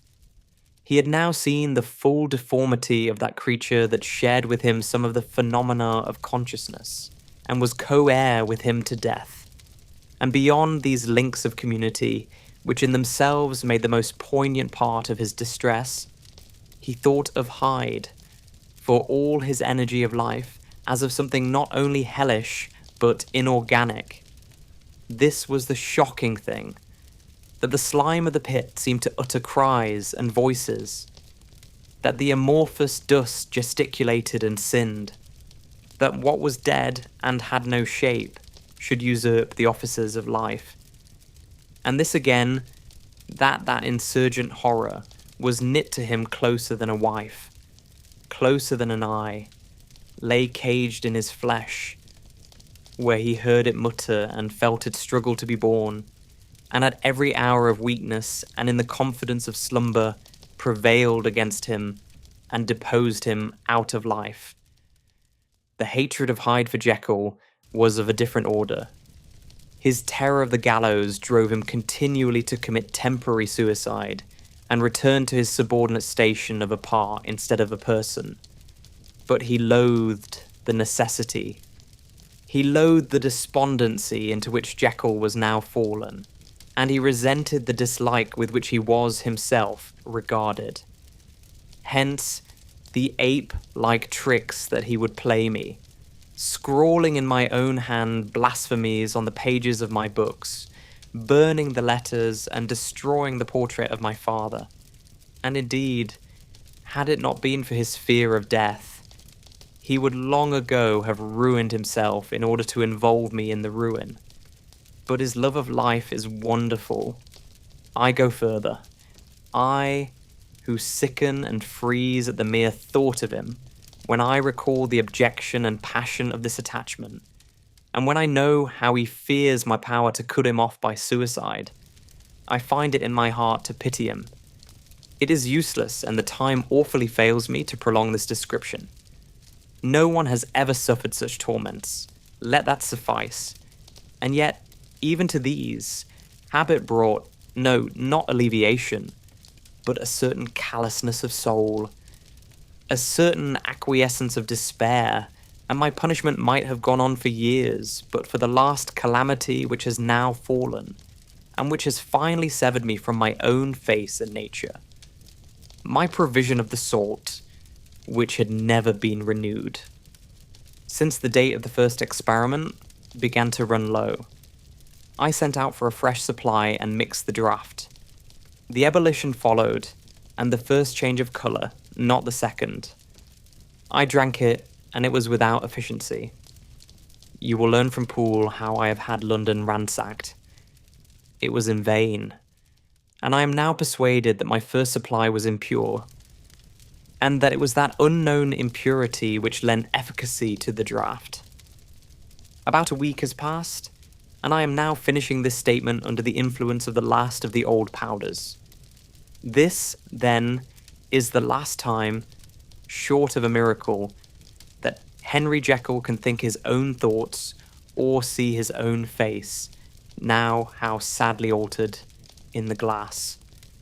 Nor must I delay too long to bring my writing to an end.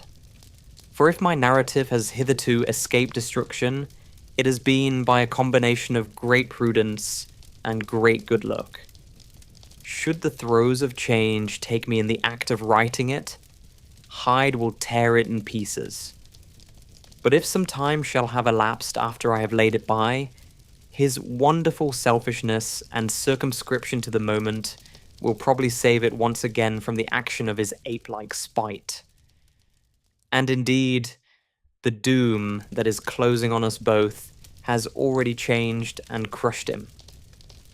Half an hour from now, when I shall again and forever re-endue that hated personality, I know how I shall sit shuddering and weeping in my chair, or continue, with the most strained and fear-struck ecstasy of listening, to pace up and down this room, my last earthly refuge, and give ear to every sound of menace.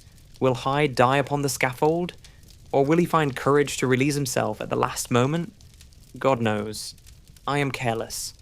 This is my true hour of death, and what is to follow concerns another than myself.